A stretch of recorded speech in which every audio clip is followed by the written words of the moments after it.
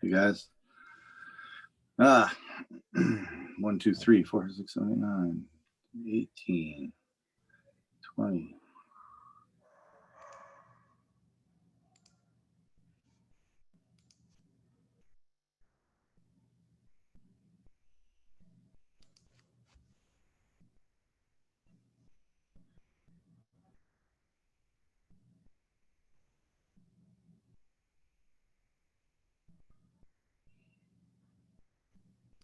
Nice photo, Carter.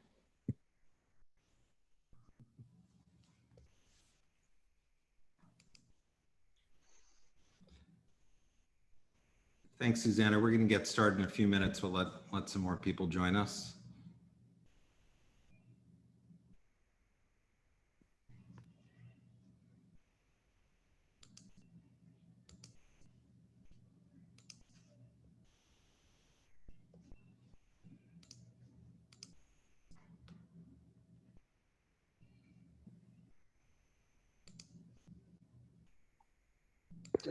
While we're waiting, I was worried that I was going to be late, and I'm so glad I'm not. So I'll mute myself again.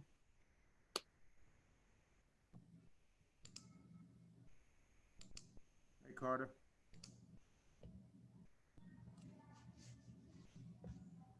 Hey, Carter, it's Mark. Yes. Just let me know a minute or so before you, or 30 seconds or so before you want to go live. Sure.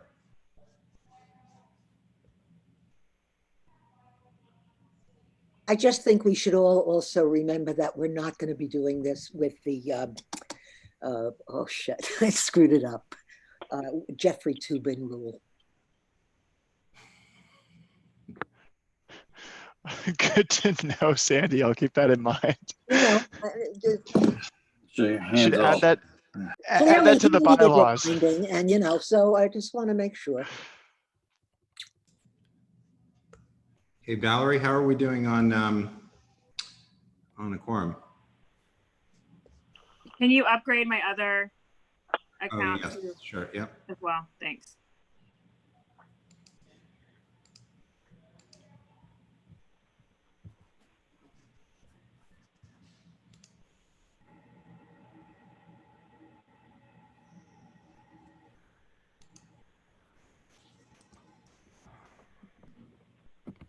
$37 people. You remember 2 of them are me.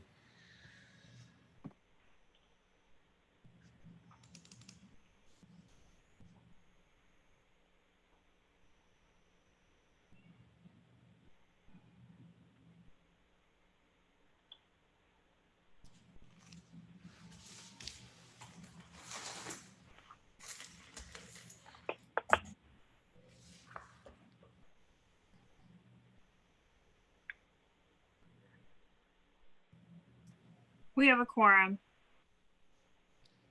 Okay, great. We're going to start in 1 minute. Is that good, Mark?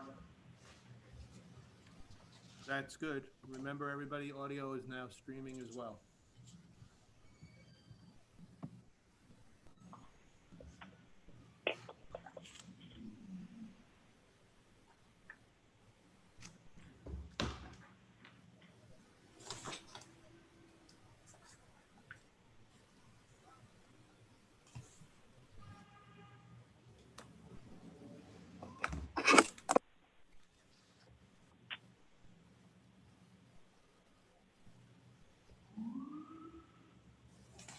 Okay, we're going to get started. Welcome. Tonight is Community Board 2's October full board meeting, October 2020 full board meeting. We're going to start with attendance. Valerie De La Rosa, our secretary, will take attendance.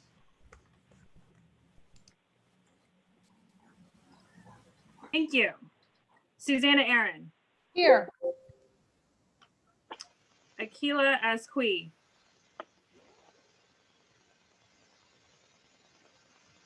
William Benesh. Here. Keen Berger. Here. Carter Booth. Here. Katie Bordenaro. Is she on the phone possibly? If not, I'll move on. Amy Brenna. Here. Here, sorry. Rich Cacapolo, Here. Ritu Chaudhry,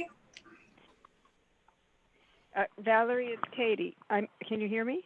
I can hear you, Katie, and I see Yeah. Ritu just joined. I'm here. Thank you. Coral Dawson, Here. Sorry, Valerie, this is Ritu. I just had some problems. oh, I see you. I saw you join. Okay. Thank you. Here, John Paul DeVerna, Here. great. Doris Deether, Here. thank you, Doris. Bob Ely, Yes. Mar Fitzgerald, Cormac Flynn, Here. Joseph Gallagher, Here. Susan Gammy,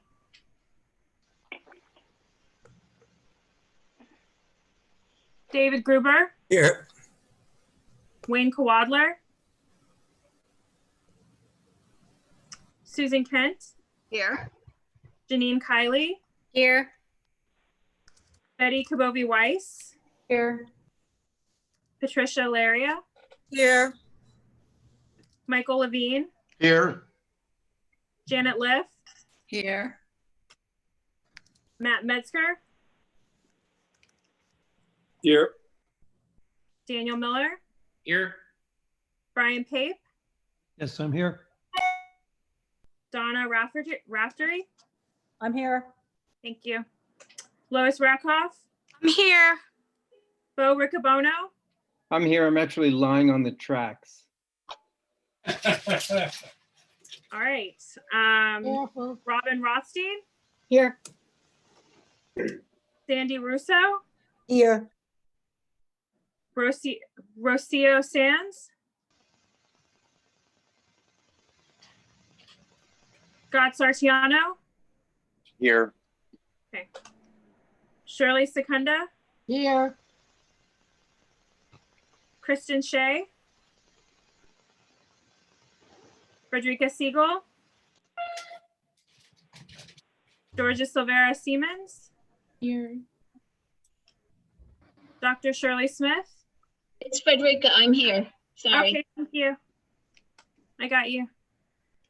Chenault Spence, Here. Kathy Sullivan, Eugene Yu, Here. thanks. Susan Wittenberg, Here. Anthony Wong, Present. and Adam Zeldin. Here. Great, thanks. Thanks, Valerie. We generally start the meeting with a public session, but when we have elected officials in attendance, we generally give deference to them to present their report to the community first. So today we're going to start with Assembly Member Glick. I see that you're on with us. Would you like to provide us with your report? Welcome.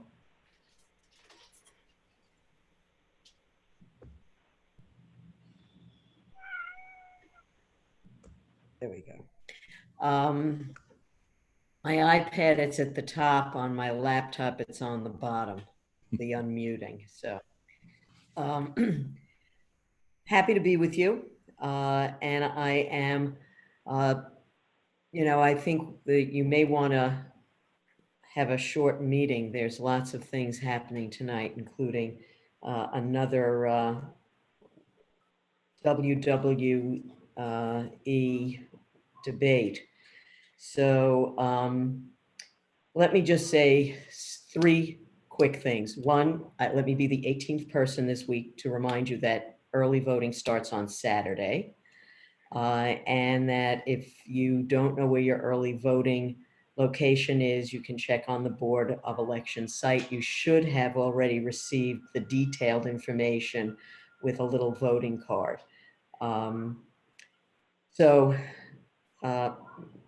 Pack some water and a sandwich and maybe bring a chair.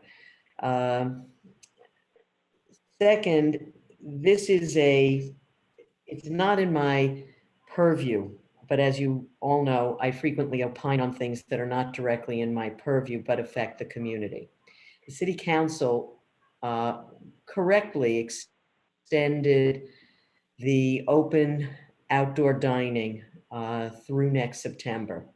I think we all know that this has been a very tough time, and I think we all want to support our local restaurants. I have concerns about some of our streets may not, in a snowstorm, be able to be plowed because of the narrowness of the street and the size of the plows. So even though they have some smaller equipment, I think that Lower Manhattan could have problems if in fact there is a snowstorm. That being said, and I'm not sure who wants to sit outside even with a heater at 30 degrees, but that's people's choice. What I am deeply distressed about is the fact that it was made permanent. It would have been appropriate, I think, to say that it would be reviewed at the end of September of next year and give the community an opportunity to weigh in. This is an enormous giveaway of public space to one industry. I don't know that there aren't other retail operations that might want to have some space on the street to be more visible. I just think this was sort of a rather shocking thing to do when I think a lot of people weren't around, and 2/3 of the council will be term limited, and 3 months after a permanent declaration is put in place, they will no longer be in office. It's reminiscent to me of trying to squeeze in a Supreme Court justice in the middle of an election. So I'm deeply disturbed. We've written to the mayor and the DOT commissioner. We have many issues. We have heard from people. Some streets are nice and quiet. The restaurants are more laid back. Other streets, people send me videos of the noise at 11 o'clock at night. And so I think that this was precipitous and totally inappropriate.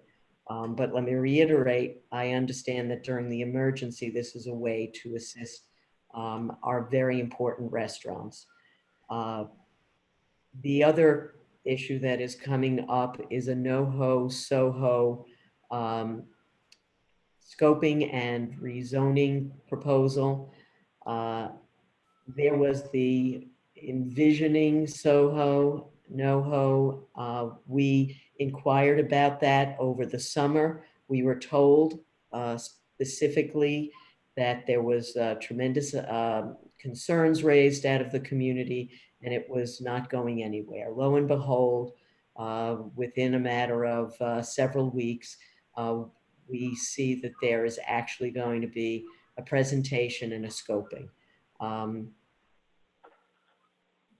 I have not seen a tremendous amount of positive new affordable housing developed in many of the communities that have had rezonings. In fact, it has been largely a giveaway to the real estate industry. And I don't understand why we do not preserve our history better than we do. So we will be watching that. We are concerned, and that is something I think we all have to pay attention to and be organized about. I'm going to get a briefing next week on revenues. I'm sure it will be devastating. We will be back to you when we have more information, but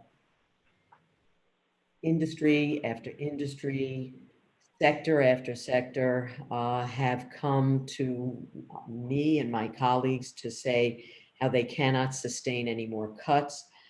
Certainly higher education, the committee I chair, we are deeply concerned about many of our colleges and universities, especially the private institutions, many of which are quite small and have very little flexibility.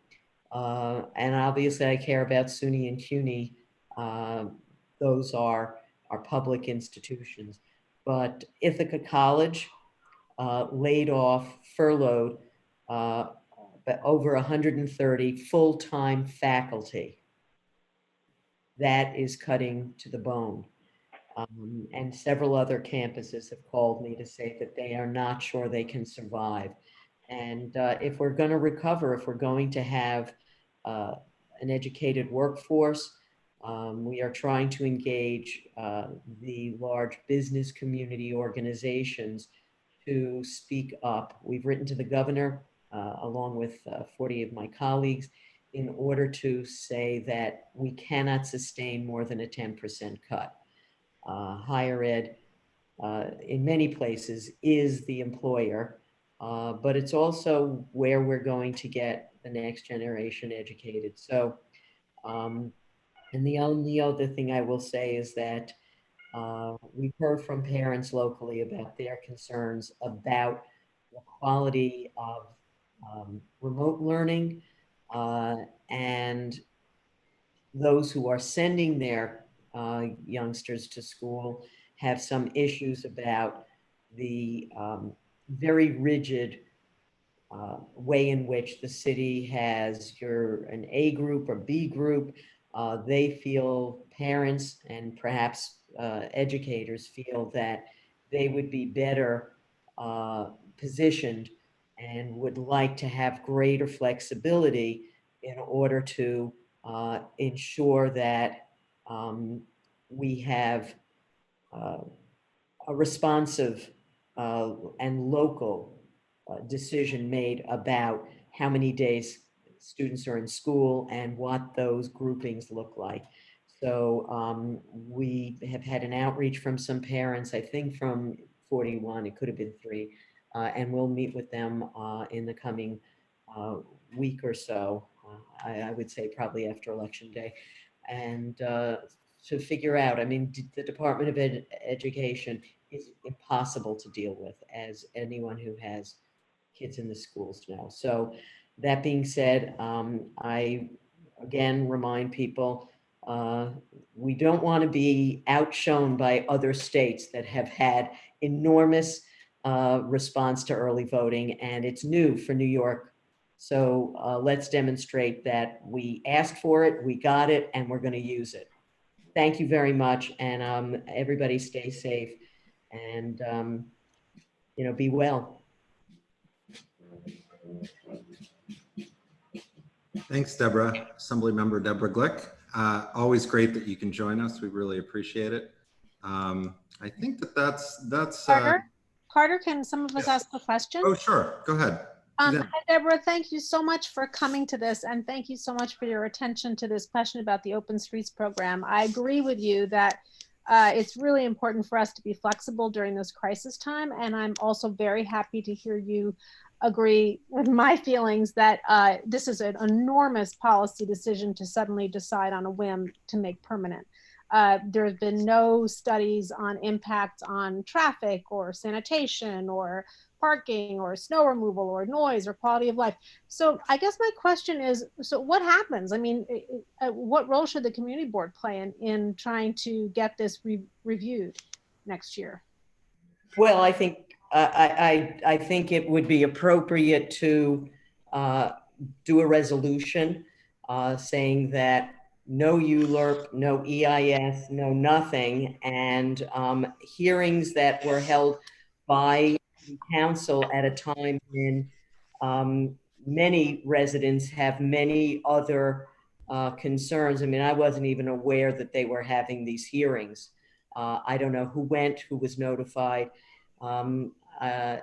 It just, I'm not an attorney. I think probably down the road there would be grounds for a lawsuit, but I would rather that the government just be responsive. I think the city council, as I said, 2/3 are going to be term limited and half of them are running for other offices. And I think that, they wanted to demonstrate how supportive they were of small business, but it's not all business, it's just restaurants. And I find it, I was delivering hand sanitizer around to different groups the other day. Mulberry Street is both sides of the street for the entire stretch for like 2 blocks. I don't know where they would put the snow. That street would be completely snowed in. Around the corner from me, the only place they could put the snow would be in the crosswalk.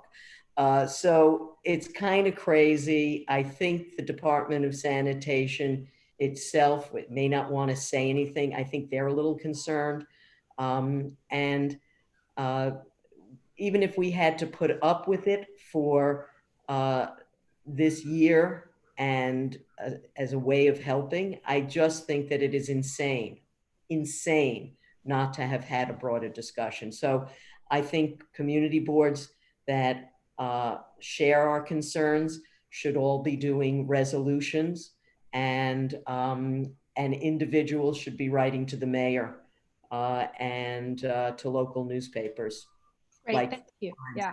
I have a question for Thanks. Deborah, please. I see everybody's got their hands up. We'll call on you in order. And I just wanted to, before we move forward, Deborah, great points that you bring up. Our reopening working group did meet this month, and the plan was to pass a resolution. But Valerie De La Rosa, the chair of the committee, let me know that we didn't actually have the actual legislation at the time of the hearing.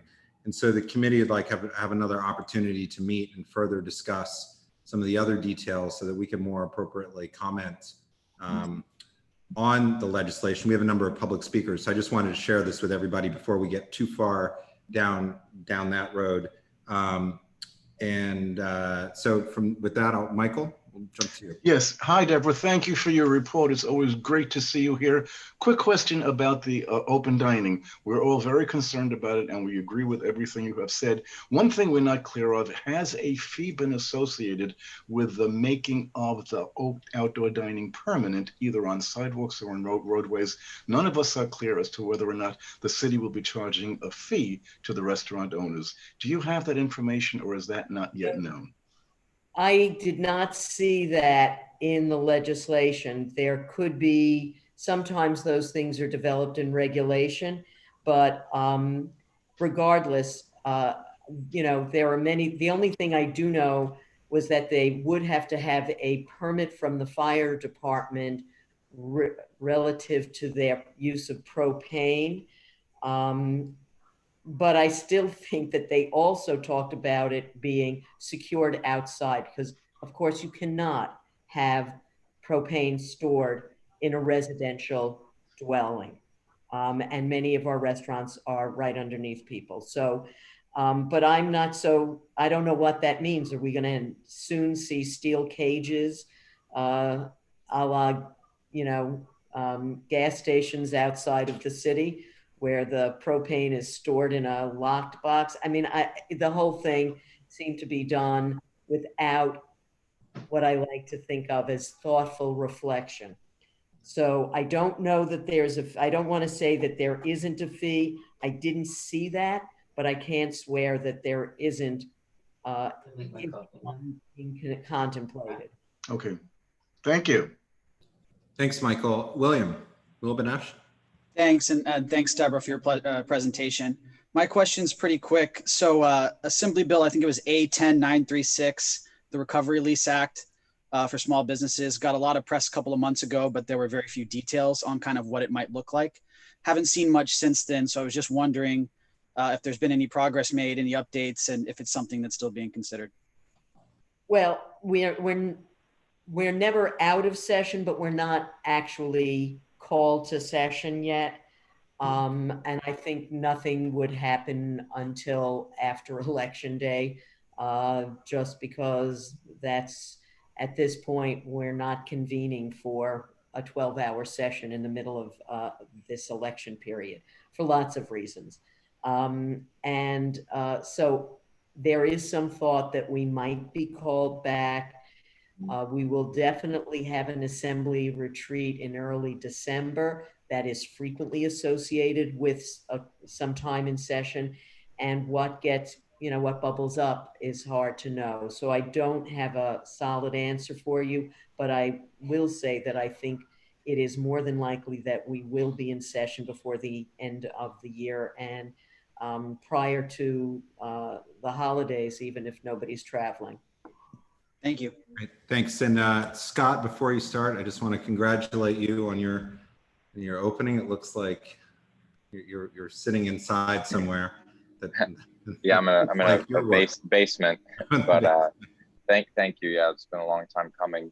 And thank you, Assemblymember Glick. Yeah, I guess my only question as a restaurant owner is obviously I listened to all the issues, and there are a lot of issues I don't necessarily disagree with, but I guess my question to you is pretty much knowing that at 25% occupancy, almost no restaurant can survive.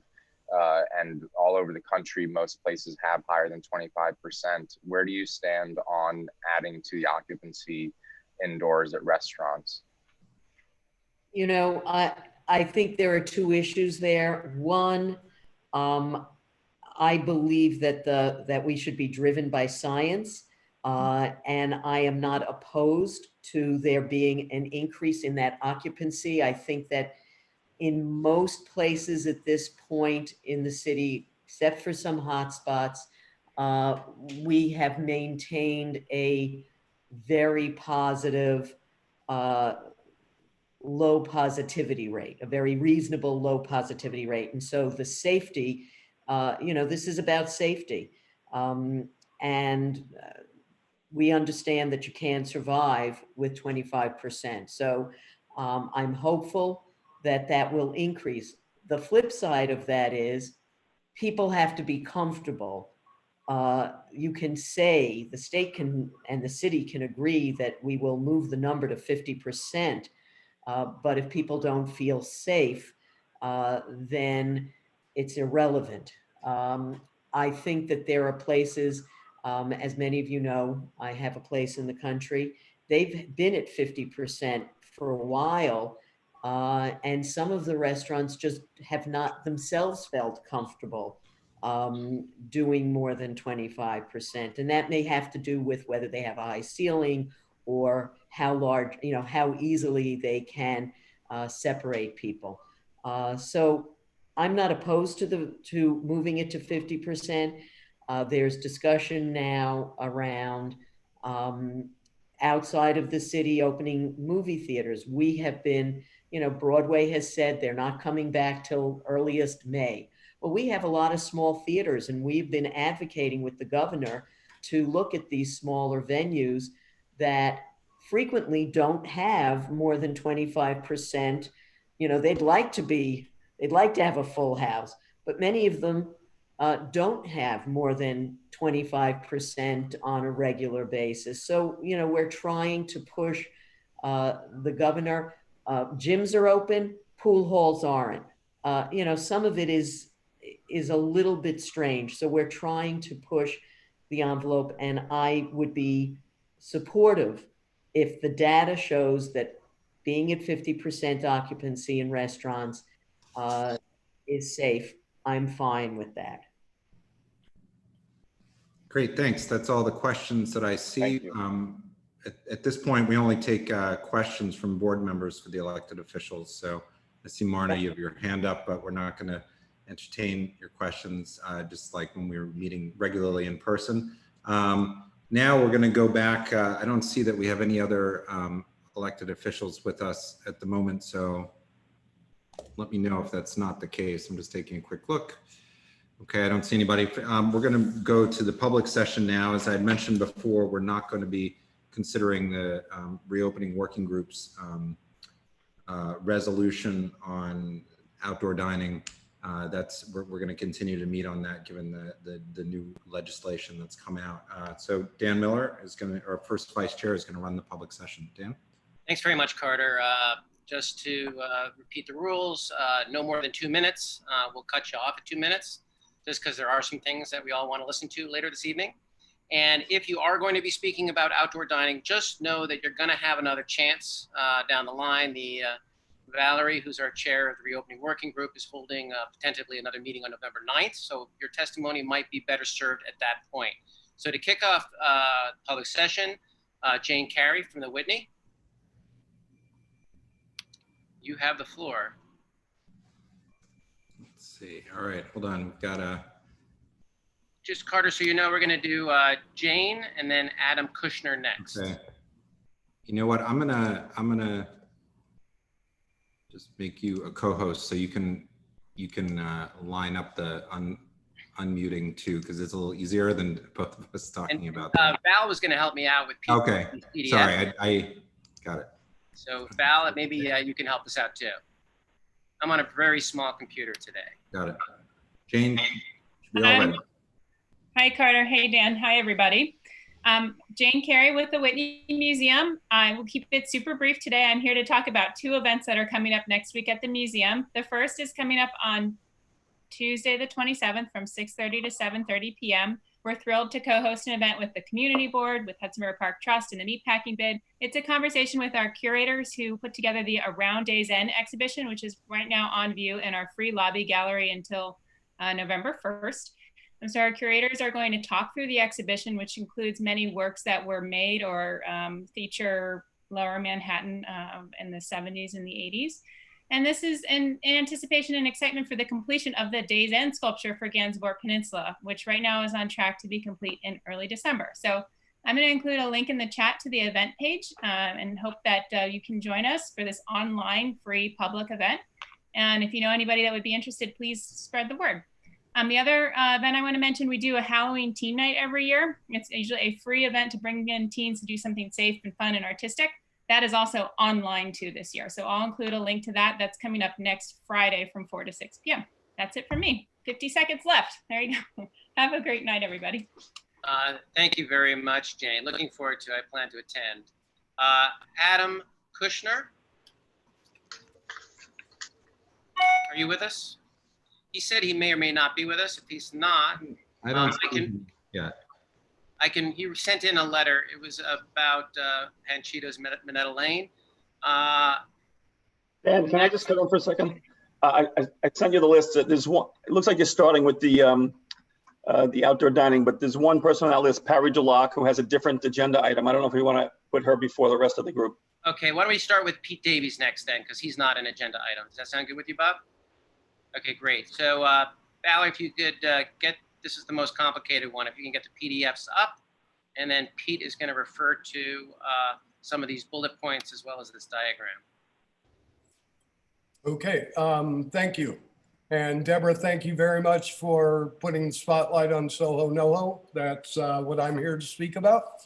I'm here representing Broadway Residents Coalition. I was also on the advisory group for the planning study last year. I was surprised, as everyone, when the mayor suddenly announced, after telling everyone last January that this wasn't going forward, that all of a sudden he was moving it forward.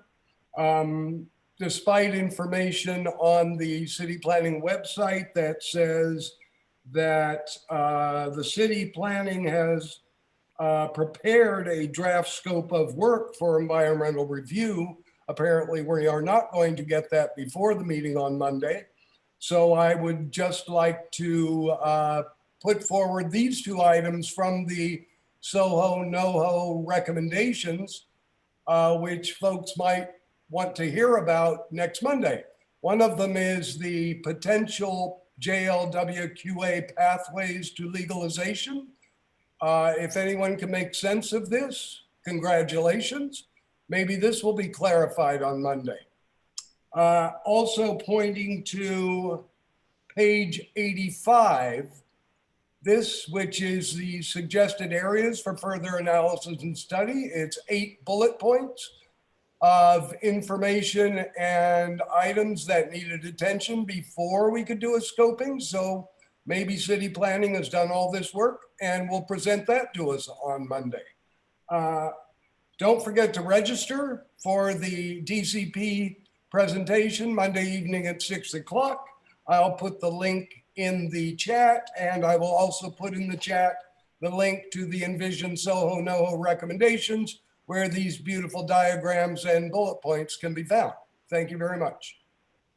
Thanks very much, Pete. Does anyone have any questions from the board? Seeing none. Bob, who was it that you said is not agenda item that we had left? Because I may not have gotten that information. Parry DeLoc. Okay, I have Parry DeLoc as a Panchitas liquor license. Yes. Let's go ahead. Parry or Christopher?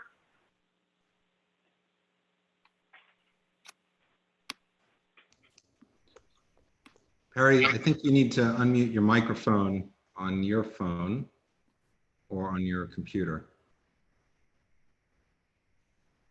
And that, there you go. You hear me? Hello? Yes, we can hear Okay. you. Thank you. You could? Yes, we're good. All right, okay. It's about Panchitos. It's two big issue I have with that place. One is we constantly say 2 exit door. It's only 1 exit door last 40 years. They don't have no plan from building department. They say you have to have 2 exit door. It is nothing. That's what they say. But in building department, no record of such a thing. If they want, they say 2 exit record. Should they show you something to prove that they came from building department? Number 2, in the back in Minnetonka Street is a very old tin glass window, and Landmark never ever let that change. If they have music with 200, 250 people every night, I suggest that they should, from inside, they put soundproof wall. This way, the noise doesn't come to Minnetonka Street, because Minnetonka Street is very narrow. Even people talk, the voice get echo somehow. I'm not engineer, but I live there. I know it's happened. And we should really go through that with them more. They show the plant Bob did 30 years ago, and then it's not working. And they say that building department, nobody working. How come they approve their plan and they told them what they have to do matter of week? I really like you guys, check it out, see what building departments say, if they have on writing, because I went there, it's nothing there. And they have to prove that it is 1 door, always been 1 door.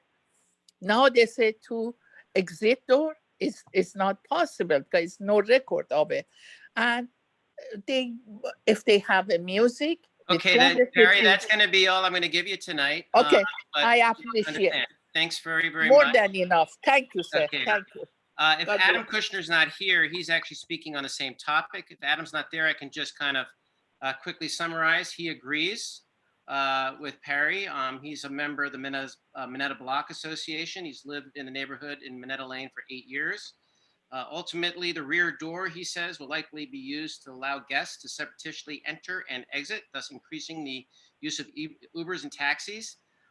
He's worried about more loss of trees. He has less concern about the McDougal facing bar.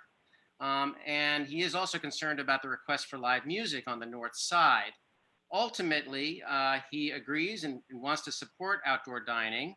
And he says that none of the residents dislike the idea or intent of the restaurant. However, they're hoping they put all the egress on the current north side vestibule rather than go through the efforts of opening up another one on the south side. I hope you did you justice there, Adam. That's his testimony.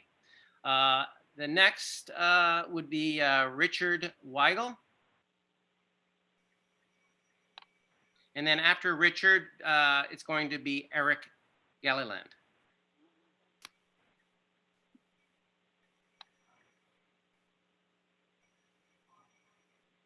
Carter, you're on mute, I think. I don't see Richard. I don't see Richard on the list. Okay, so let's go to Eric. Do we have an Eric Gilliland? Yes. Okay, great. And then after Eric is going to be Marna Lawrence.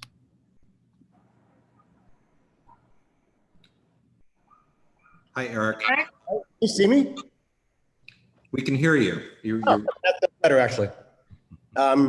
Go now? Yes, great. Thank Right. you. Thanks. I've lived in the West Village for over 20 years. I used to live in LA for 18 years, took a job out here that was supposed to last 8 months. Flukishly wound up renting on Bank Street and never went back to LA. I fell in love with the West Village. And why? I think we all know why. It's so damn quaint. It's just ridiculously quaint. Quaint AF. And a big part of that quaintness, if that's a word, is our restaurants. Restaurant people are a big part of our community. Restaurant workers keep us going, especially during the pandemic. From old school Sevilla to L'Artusi to Corner Bistro to Tavern on Jane, where everybody knows your name. So quaint. I personally officiated 2 different weddings of West Village restaurant employees. They are family, and they are probably also to you. When they got shut down in March, it was devastating to everybody. Many of my restaurant family members were literally destitute. One of them had to leave his apartment and crash in my spare room for months. Another couple had to move out and are currently living in a van. With no income, what are they to do? Move in with their parents in their 40s? We need year-round outdoor seating. We need to keep our restaurant friends employed, and yes, I'll say outside in 30-degree weather, as Deborah Click questioned, to save businesses and jobs? Hell yeah. And also, plus 2, by the way, how convenient is it for all of us who have so many great food options just down the street? We live in the best neighborhood in New York, making it the best neighborhood in the world. And it's because of the restaurants that feed us and make us happy. Outdoor seating, year-round. How awful for our restaurant friends to be unemployed again, especially with this administration. During an ongoing pandemic, people in the hospitality business just want to make you happy and content, and they also want to be able to pay rent. Please keep outdoor dining permanent. It's important to my friends and to keeping our neighborhood quaint. The end. Great.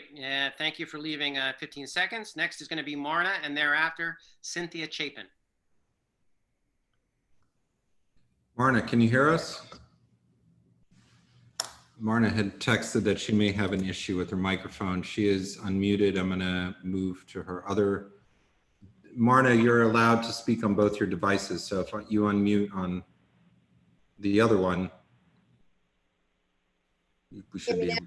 Can you hear me now? You turn off one or the other. Yeah, let me turn this off. Okay. I don't know what's wrong with my iMac. All of a sudden, I can't get Zoom. Anyway, can you hear me? Hello? Yes, we hear you. You're there. We hear you loud and clear. Okay. So I wanted to, first of all, I want to thank Deborah Glick for understanding the extraordinary challenges that my neighborhood in Little Italy is experiencing. I want to talk about the mayor's upcoming Soho NoHo neighborhood plan meeting on October 26th. The community was promised that this process was to include feedback from residents and small business owners. Yet it looks like the Soho NoHo Envision planning process is being fast-tracked, and the promises made by some elected officials that community input was essential have been broken. For example, the Soho and NoHo communities that put so much work into these workshops made it clear that there should be no upzoning, yet it looks like the mayor and other officials are intent on ignoring the community's wishes. This is personal for me. I live on the boundary of Soho, across the street on the other side of Petrosino Park. What happens across the street has an enormous impact on my life and the lives of many residents in the area. The artists who moved into the Soho neighborhood in the 70s re-envisioned the neighborhood and made it better. Then sometime in the 90s, these small, charming retail stores began to be replaced by corporate oversized box stores. Now today, those who live and work in Soho and NoHo are being told that decisions are being made behind the scenes to destroy our artistically bent and architecturally beautiful neighborhoods. And the worst part is that to some extent, these decisions are often based on disinformation. Let's get rid of the myth spread by some dishonest developers and make-believe organizations that claim to be proponents of affordable housing that Soho is filled with only the wealthy class. While there are some expensive lofts in these communities, there are also many residents who live in apartments and lofts that they struggle to afford. The fact is that our city agencies refuse to enforce zoning laws, and some of our elected officials refuse to make these agencies accountable. So corporate developers infiltrated the previously quaint neighborhood lined with architecturally beautiful buildings to make it appear that all the residents in Soho are entitled and wealthy. And let's look at what these corporate developers in the city of New York want to do. Instead of the city working to find already existing truly affordable residential units and working to support the smaller. Hey, Marna, I'm afraid that's your time, but thank you very much. Can I just end? No, as with we the have a outdoor very short dining, schedule. it's a land grab. It's a land grab. It's a land grab, another land grab. Thank you. Thank you, Marna. We have Gail Brewer here with us, and we're going to give Gail the floor. Thank you very much, Board 2. A couple of issues. I believe, and I could be wrong, to answer the question about the restaurants, because I totally agree. At least for now, I believe that it is year round. So who knows what happens in the future? But my understanding is the mayor has said year round. What does that mean exactly? And we all have heating issues, so it's complicated. But at least something small that we certainly advocated for.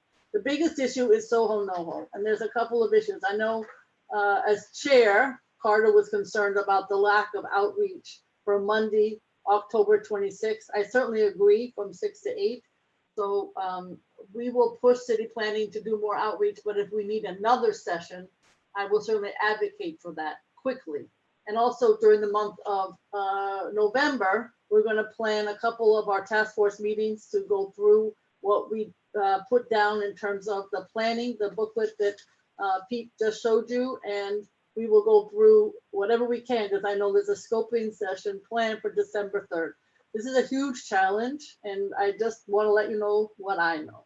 Second issue is very quickly is we're pushing some of Community Board 5 has already passed a resolution, just something to think about for the future. What is a public realm czar look like? It's something that the Times Square Alliance is pushing. Everywhere I go, even the police department is asking that somebody look at like some 20 agencies that work with our streets. We love the restaurants. We like to figure out how pedestrians, bicycles, drop-offs, homeless, scaffolding, Department of Health, SLA, etc. How is all of this going to work in our streets and our sidewalks and in our parks? So an idea that you might want to think about for the future. In terms of census, very quickly, I think New York's Manhattan came in around 63%. I looked at the map today to see in your area, it's everything from 53 to 65%. So it's a mixture. As you know, we did mail to 35,000 New Yorkers who left because we had their addresses from absentee ballot at the primary. We got a pretty good response thanks to the League of Women Voters, but we did what we could. I also know that there's a meeting coming up, Hudson River Park. My understanding is the governor is very much in control of these decisions, just so you are aware, and Pier 40 and Pier 76. So 2 community boards are going to be on the agenda to start planning for those 2 sections. We're trying hard to find a place for the police pound to go. And of course, Pier 40, you know the issues as well as I do. I think it's October 30th. You may have already discussed this, where the governor told the mayor, find a way to have police community relations.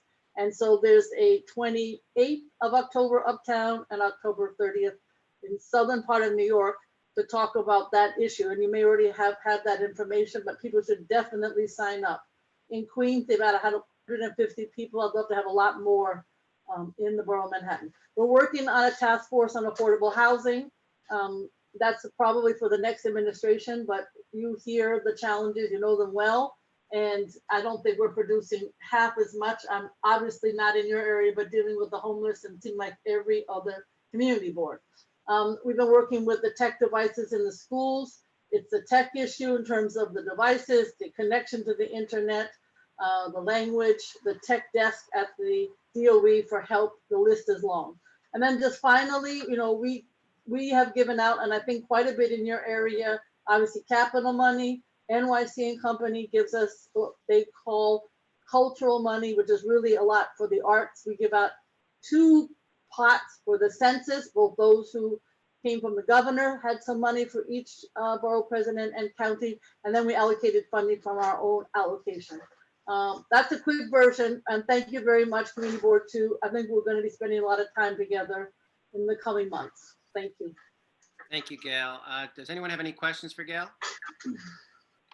I just wanted to let the board know I had shared with Gail's office my concerns that Department of City Planning, who had led the Envision Soho NoHo process last year, I was a co-sponsor along with Gail and Councilmember Chin, collected all the email addresses of everybody who was interested in the process and informed us yesterday that they were not going to be sending an email out to everybody that had already participated in the process, which is mind-boggling.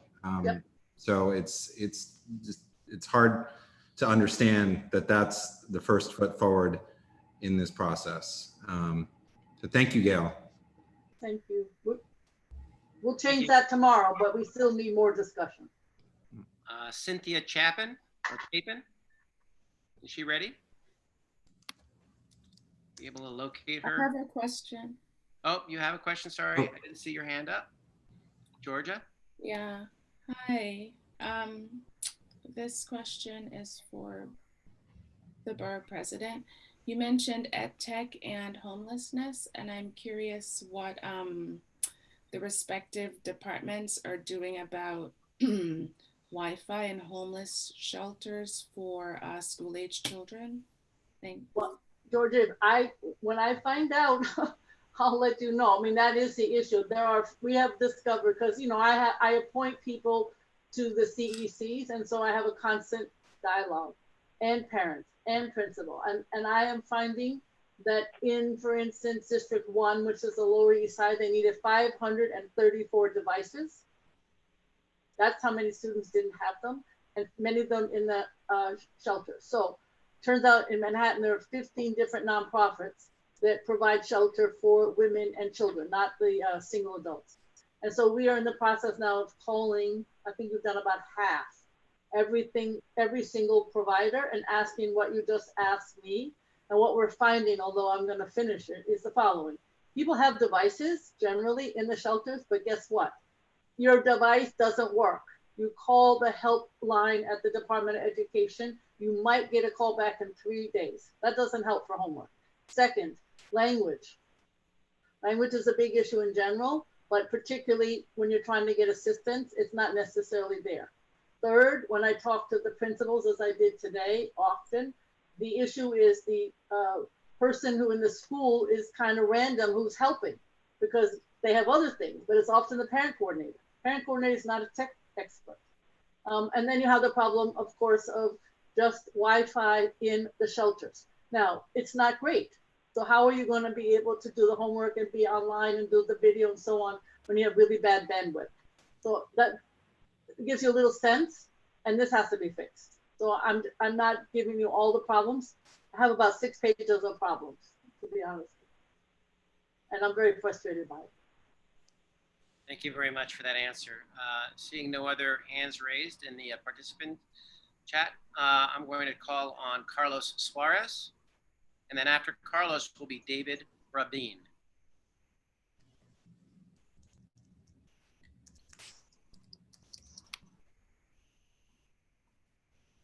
Carlos, you want to give a hello to us so we can make sure we can hear you? *6 if you're on a phone. Hey, Carlos, you have to hit the down at the bottom or at the top. There should be a microphone. There you go. Hey, good evening, guys. Sorry about that. I'm just driving. Apologies. Thanks for making time and for having me on. As some of you know, my name is Carlos Suarez. I've lived in the village for about 14 years. Own and operate 4 restaurants. Started with Bobo back in 2007. Opened Rosemary's in 2012, Claudette in 2014, and our little pizzeria on Perry and Greenwich called Rowies back in 2018. No surprise to anyone, I'm a huge fan of and very grateful for outdoor dining. I think it's a tremendous action by local city government, especially at a time when obviously federal government continues to fail us through this crisis. So thank you, to the local officials for this creative problem solving. I would like to add that the restaurant industry pre-COVID was in a lot of trouble, as we saw. Much of retail is in a lot of trouble pre-COVID. We don't expect in the restaurant community business to bounce back and all our problems to be solved just when the pandemic passes. And I do think that outdoor dining provides a phenomenal benefit that can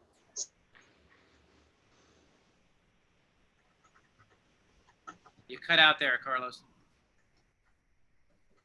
sustain restaurants. And as I believe that this is very important, kind of is ultimately threatened. You see so many, whether it's on Bleecker Street or 7th Avenue, where I live, so many empty storefronts pre-COVID. I think we need to do whatever we can to protect that vibrancy. That first speaker spoke about the village being, one of the greatest neighborhoods in the country, if not the world. I think it's very special what we have, and we need to protect it. So, obviously an advocate for outdoor dining.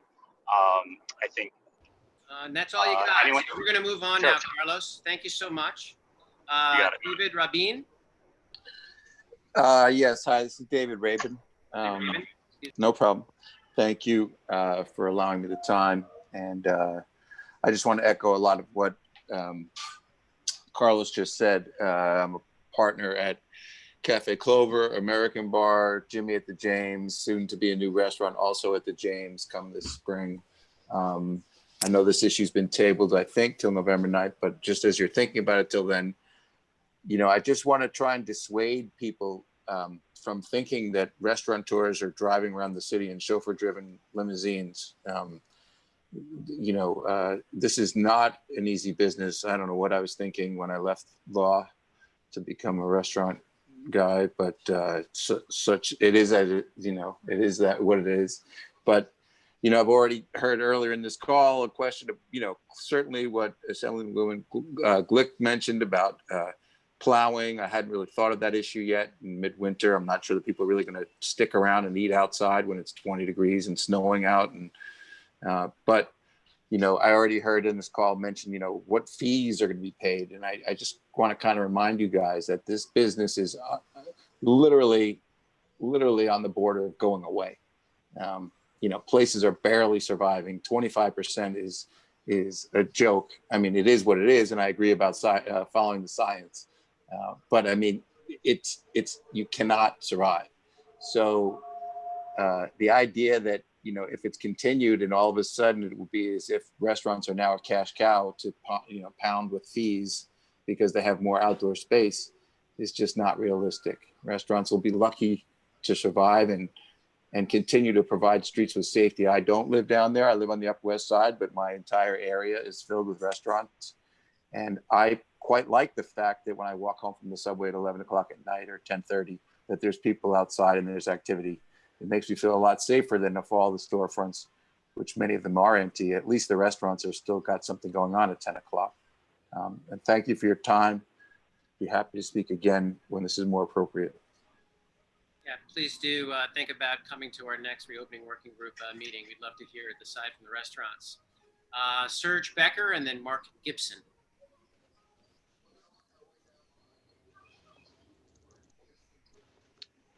I don't. Let's see, Serge, Mark or No. Joe Diamandi.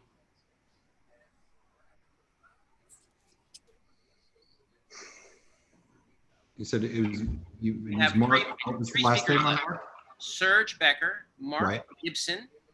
Yeah, but I've got GIB. Mark Gibson in here. So Okay, here we great. go. Hello, can you hear me? Yes, we can. Thanks, Mark. No problem, no problem. So my name is Mark Gibson. Thank you guys for your time. I own and operate 2 bar restaurants in our community, the Spaniard on West 4th and Barrow, and Wilfie and Nell on West 4th and 7th Avenue South. And I've lived and worked in our neighborhood for over 12 years. I love it. And I want to speak strongly in favor of the outdoor dining. Firstly, as a resident and a member of the community, I think the outdoor dining has been a big part of bringing life and safety back to the streets. I can certainly attest to the days and weeks right after March 16th when we shut down and before outdoor dining. It was pretty scary on the Spaniards block of West 4th and Barrow. A lot of homeless and mentally ill and violent people on the block. The police were pretty low on numbers, and we had numerous incidents of serious verbal and physical assaults. Once we started outdoor dining, we were able to control the corner, we added security to deal with these people. We gave them masks, we moved them on where possible. And I think between us and the police, we managed to get on top of the issue on the block, I think is now a safer place to be. Secondly, as a business owner, outdoor dining has simply been the difference between our business surviving and closing. Indoor dining at 25% and even at 50% is not enough to keep our businesses alive. We unfortunately can't rely on the city, state, or the Fed to bail us out, so we have to make it work somehow. And on scrappy New Yorkers, outdoor dining is the key to that. When we're up to full speed, we employ like 50 people between our 2 places. With outdoor dining, we're able to bring 25 of them back. These are New Yorkers like us. Many of them are immigrants like me. and all of them would be unable to get a job anywhere else. So outdoor dining is giving these people the job. Like anything, it's not perfect, and I actually agree with a lot of the concerns and issues that were raised, specifically by Councilwoman Glick, and I think these need to be addressed, and I think they will be. Everything's coming fast at us. We're, as restaurant owners, adapting to these rules every week. They throw different rules at us, so I hope they also throw a little bit more oversight on it as we go forward. But as a whole, I think it's been an overwhelming positive impact on the life and atmosphere. I've got to cut you off right there, but thank you very much. Thank you. Thank you for your support. Okay. And Joe Diamandi, I've located you. I'm allowing you to speak. I've made you active. Great. Can you hear me okay? Yes. Okay. I'll be pretty quick. So my name is Joe Diamandi. I live on Crosby Street near Howard in Southeast Soho in a co-op where we both are residents and we also own our retail spaces. So we're both residents and landlords. And we have a lot of concerns about this upzoning push for Soho NoHo. I think first, it's completely unnecessary from our standpoint. I mean, we saw the Mondrian Soho go up in 2011. It's a 27-story building. You could rim Center and Lafayette Street with 27-story buildings and dramatically increase the housing stock without changing zoning at all. So we don't understand at all why there would be a push to increase from those levels. There are 1, 2, and 3-story buildings all up and down these streets to build on. So I think the second concern is around the map that came around with this plan, which looked like to us it was pretty heavily gerrymandered by the real estate industry. I mean, I think you saw streets like my own, which is a cobblestone dead-end street, highlighted as an area where you should be putting skyscrapers. And the only sense that makes is if you know our street has been effectively bought up by REITs over the past 10 years and is now largely controlled by REITs and not the residents. And I think my biggest concern is the area, this specific area, is very diverse. It's majority minority. It's a lot of small businesses. And if you put up 75% luxury towers, it will be overwhelmingly white and it will be overwhelmingly luxury. It's not diversifying in the least. So I just hope this doesn't get rushed through and residents who actually know the area can have their voices heard. Thank you. Thanks very much, Joe. I don't see Serge here. I looked for him. So that concludes our public session, and appreciate everyone's participation. And I'm going to hand it back to Carter Booth, Chair. Thanks, Dan. So now we're going to move into our, move back over to our, move to adopt the agenda, and then we're going to move into reports from the public, our elected officials. Is there a motion to adopt the agenda as presented before you? This is distributed by the board. So moved. So moved. Second. Also, Valerie, could you put a link into the board package, or Bob, from the board website for the public to have to the full board package? Yes, I'll add that. Just 1 second. Okay, so now we're going to move on to report from the from the elected officials reports. If you guys could all raise your hands, and I will. Is that, I see Brad. Brad, is that, are you with us? That's me with you. Oh, well, we're going to start with you then. Okay, Carter, I just always fondly remember that map behind you. It's a great piece of iconic CB2 history. A few things. I'm going to be very brief because it's a busy night. Needless to say, the fate of our democracy might be hanging in the balance tonight. Assemblymember Glick and I released a statement late last month about the police incident on the evening of Saturday, September 26th at Hudson and West 10th. And we've called for NYPD to release the DOI and the law department's report into that rather violent policing of protests. I wanted to say also that I support the passage of legislation that would limit the ability of localities across the state, including New York City, to encourage them to provide independent oversight of police. Also, secondly, I've called on the state recently to exercise its clawback power with its contract with Phoenix Graphics. That's the ham-handed operation that sent out around 100,000 absentee ballots to incorrect recipients. This could return, I hope, $4.6 million from their no bid contract to the Board of Elections. They certainly need it. Third, in response to the Broadway League's announcement that Broadway productions are going to remain suspended until at least May 30th, I'm urging support for Senator Schumer's legislation on immediate federal relief. And in the absence of that state funding, nearly 100,000 New Yorkers rely on Broadway for their incomes, a lot of those good labor jobs. And of course, the industry contributes something like $15 billion to the economy of New York City annually. So we need to support our Broadway family and all of those workers that range from set designers to electricians and beyond. I've released fourth, I released with an Assembly member, Joanne Simon, the results of a snapshot survey of law graduates who were forced to take the bar exam online. That's important because we have a lot of law grads, many of them in our district, who can't get a job because they had the bar exam suspended, and then they had to take it online. But the results showed that at least 75% of the people who took the exam said it didn't work very well. Not that they didn't do well on the exam, but they experienced a negative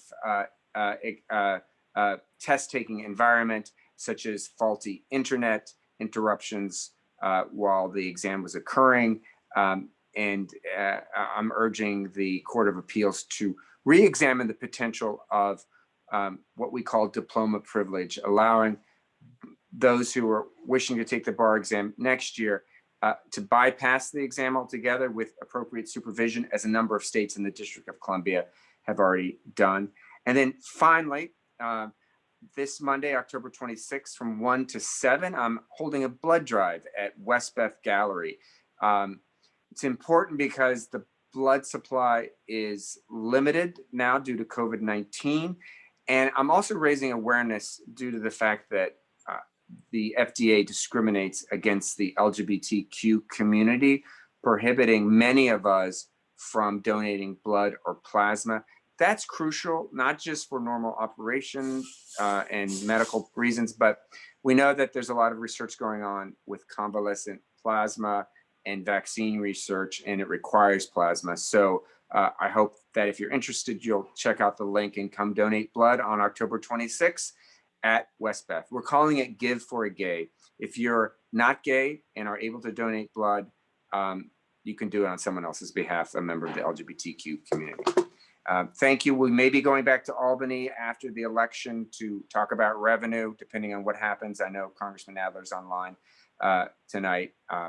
We're supporting his efforts and the House Democratic majority to make sure that New York gets its fair share.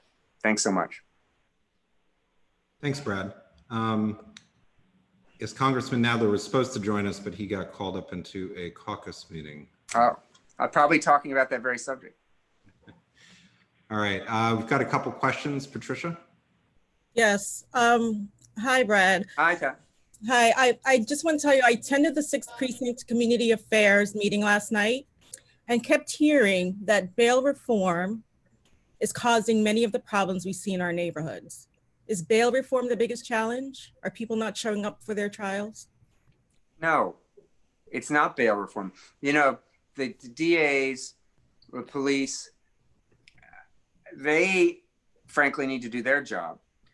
Blaming bail, which, by the way, we rolled back some of the bail reforms under great pressure by the Attorney General and even the mayor. So most people think it's a very reasonable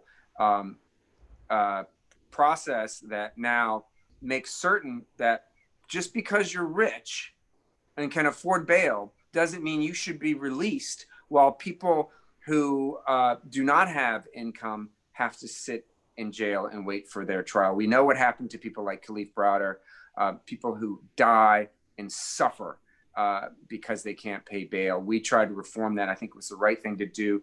The current uptick in crime has nothing to do with the bail reforms that Albany passed. If someone can present data to me, by the way, that shows that, I'll be happy to look at it, Pat. But I'll say this also, part of the bail reform is collecting the data around the new bail laws. So we'll have that information shortly to share with the 6th Precinct and others who are trying to present a red herring on this issue. I feel very strongly about it.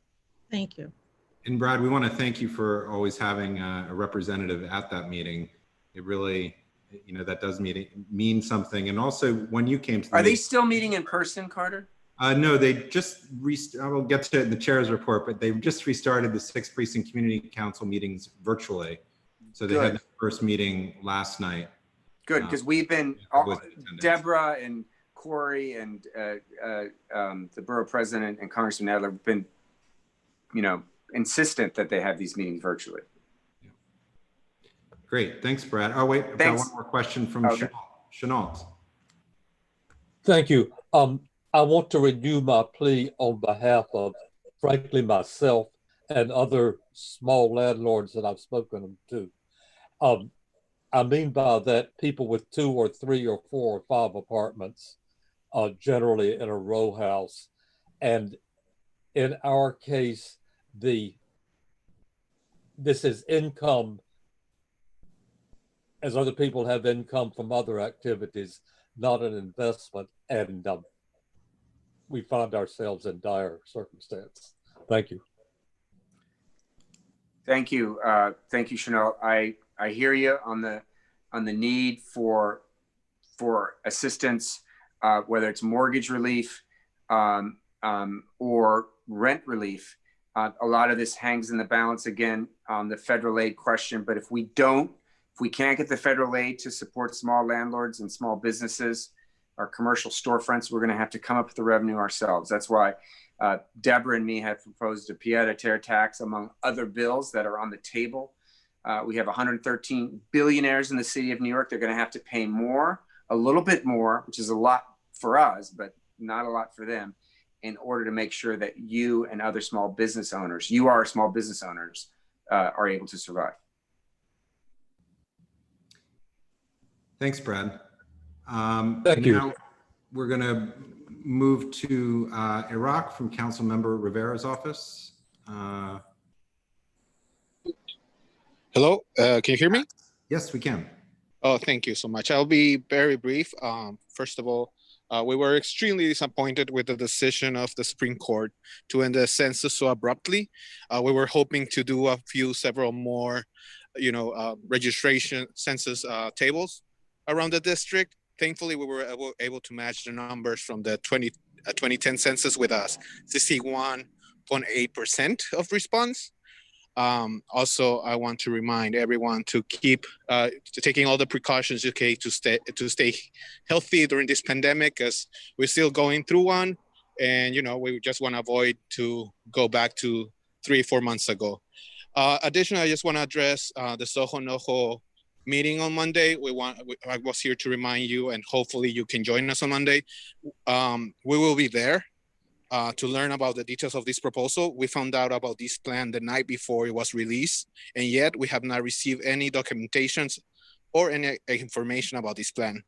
There were efforts to try to schedule a briefing after a lot of pressures from my end as the scheduler of the councilwoman, but unfortunately it was so short notice, we were not able to do it. So we'll be there on Monday to listen to your concerns and your opinions on it. And so definitely we will be seeing each other a lot on these upcoming meetings. Thank you. Great, thanks, Iraq. And Shabani Gonzalez from Senator Kavanaugh's office. Hold on one second here. All right. Shabani? Hi, sorry, just to clarify quickly, I'm from Assemblymember News office. Oh, I'm sorry, Assemblymember. No, you're totally fine. I get confused. I've got too many pieces of paper in front of me. Oh, don't worry about it. I don't know who I work for at this point. So no, my name is Shivani and I'm from Assembly Member News Office. I will keep it super short. The biggest thing this month is that the I'll Assembly go in the other room. It makes no released difference. her legislation, her fees, fine, and surcharges bill, along with Senator Salazar, which removes all detrimental financial penalties from the criminal legal system, including court surcharges and fees, mandatory minimum fees for penal law, and vehicle and traffic offenses, and some other stuff, but that's the basic gist. Mandatory surcharges and fees are another flaw in our system that do not advance our criminal justice system in a meaningful way. Instead, they disproportionately punish individuals and families who are least able to pay. So that legislation she put out, and it got numbered today, actually. So look out for hearing more about that, hopefully. And the other biggest thing I just wanted to touch on was she has participated in 2 food distributions this week. It has really been the Assembly members' priority throughout this pandemic to ensure that everyone has access to food through partnering with nonprofits or vendors in Chinatown, whoever it may be, to help distribute meals. That has been her #1 priority, and she will continue to do that moving forward. So if you know of anyone who needs meals or needs PPE, anything like that, please feel free to contact me. I'll put my email in the little chat. And that's all. Thank you. Thanks, Shivani, from Assembly Member News Office. Next, we've got Anthony Drummond from Councilmember Margaret Chin's office. Anthony? All right. Good evening. Can you guys hear me? We can. Okay. All right. Good evening, everyone from CB2. Just a few announcements here. First, just want to announce that Councilmember Chin, in regards to seniors, Councilmember Chin called upon the Department of Aging to revise their senior center concept paper and delayed the request RFP until fiscal year 2023. The council member stated that the senior centers have been at the forefront of serving the most vulnerable and at-risk New Yorkers during this pandemic. Until DIFTA address these issues and outline clear steps of reopening, providers will not be able to accurately complete the RFP. Therefore, the council member urges a pause on other upcoming RFPs in relations to the senior centers. And I just want to make a quick announcement. We do have our new communications director.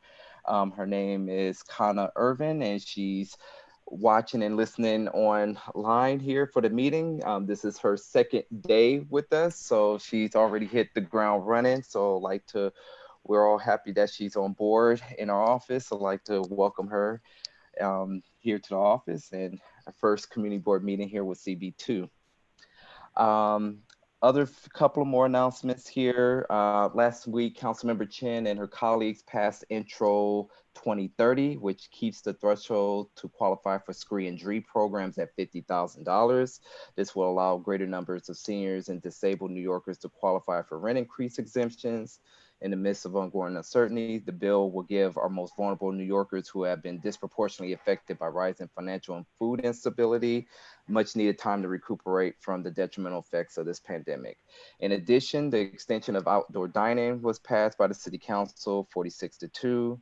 The bill will make outdoor dining permanent, as we've been hearing quite a bit about, and officially allows the use of electric and propane heaters.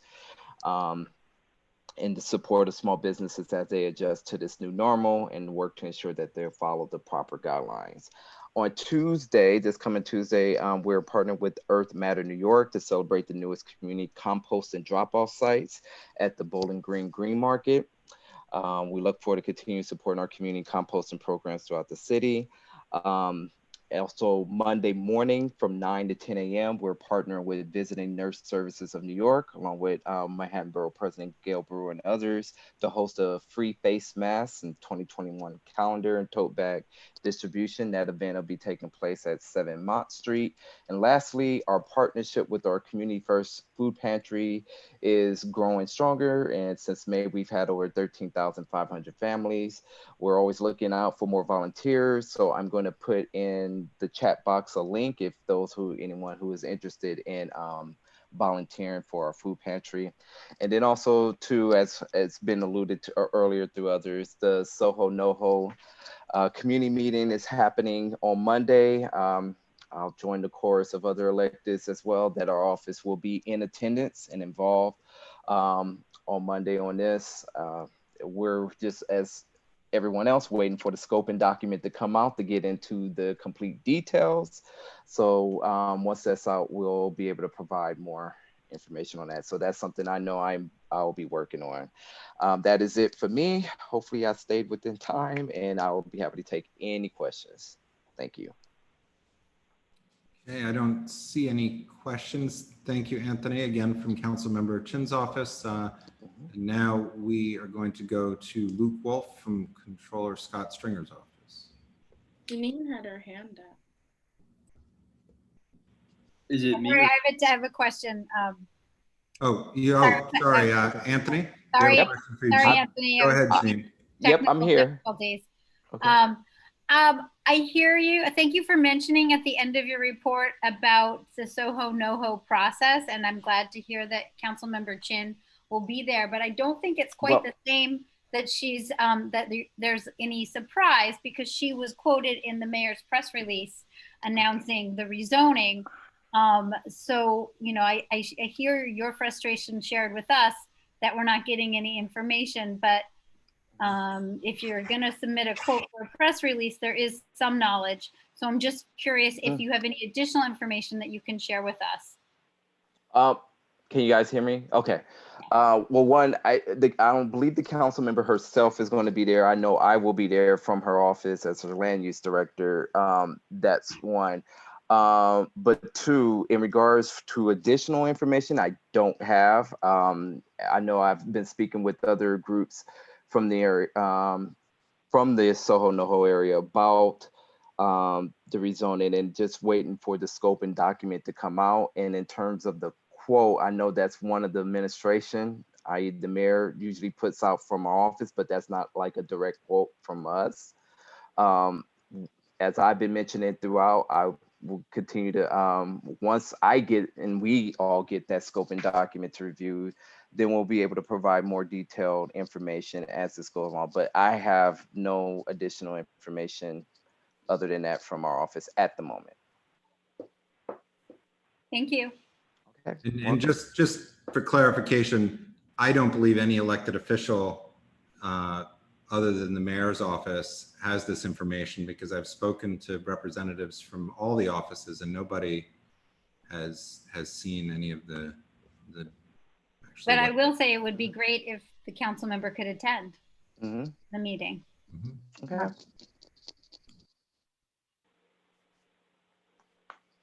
Susan, you had a question as well? Yes. Yes. Hi, Anthony. Yes. How are you? Hi, Susan. Good to see you.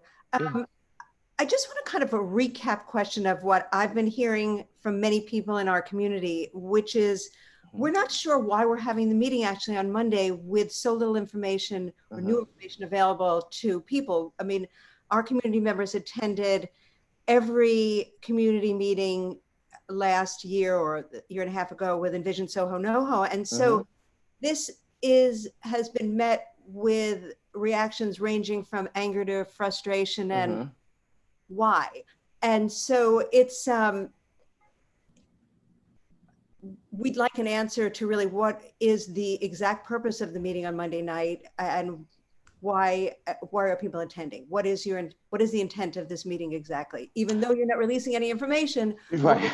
The meeting. No, well, this meeting is being organized by city planning, and from what they have put out that they're going to do, at least from the agenda that I've seen, and I think others have seen, that city planning is putting together this with one, I guess, do sort of the recap of the Envision Soho NoHo, to talk about the next steps going forward with the plan, and I'm so they will outline that in detail in terms of their next steps, and also 2 and 3, the mostly is to get the community feedback from the meeting in regards of moving this forward. So from what I'm reading from this is, sorry, that feels like a rush, you know, so that we understand. Susan, this is the Department of City Planning that is doing this, not the council member's office. So that's really where we need to direct. Right, but one might hope our council member might have more interaction with that office. So I'm encouraging that. I Yeah. realize it's ineffective, but No, definitely, Susan. We're taking it on and and Councilmember Chin is very aware, and we're going to have those interaction conversations with them. But appreciate your response. Thanks. Thanks, Susan. Okay, we're going to go back to Luke from Controller Scott Stringer's office. Hey everyone, Luke from the Controller's office here. I want to spend my 2 minutes today talking about the economy in the city. So it is increasingly clear that we are not having the V-shaped recovery many of us had hoped for at the start of the pandemic. Our unemployment rate right now is about 13.9% in the city as of September, which is about 6 points above the national average. We still also lag in terms of job recovery. We've had about a third of our jobs lost since the pandemic regained, which compared to 54% nationally, which is why with that in mind, the comptroller this week announced a comprehensive overhaul of our workforce development plan for New York City. And the goal is to upskill millions of New Yorkers, dramatically diversify high-wage industries, and generate career opportunities to spur New York's recovery. So the plan has 12 recommendations. I will drop it in the chat and highlight a few. So the premier one is make community college free again, like it was for generations of New Yorkers, as that pathway to the middle class and skills. Another one is to create a CUNY Tech Corps to help small businesses adopt digital technologies, which we know they need right now during the pandemic. And another recommendation is to expand career and technical education in public schools, which has actually decreased since 2013. So I invite you to check out the entire plan. Those are just some of the highlights and recommendations we make, once again with the goal of overhauling our workforce development in the city as a way to build a stronger city for the future, but also make sure we can recover from the pandemic and the economic devastation that it's resulted in right now. In that vein, we've recently announced a cohort of 20 recent CUNY graduates who will participate in a 6-month fellowship in our program as a way to kick off and hopefully provide some job placements around that. I'll use the rest of my time to share a few pieces of good news from the office. One, we were able to return over $2 million in stolen wages to workers throughout the city across the pandemic.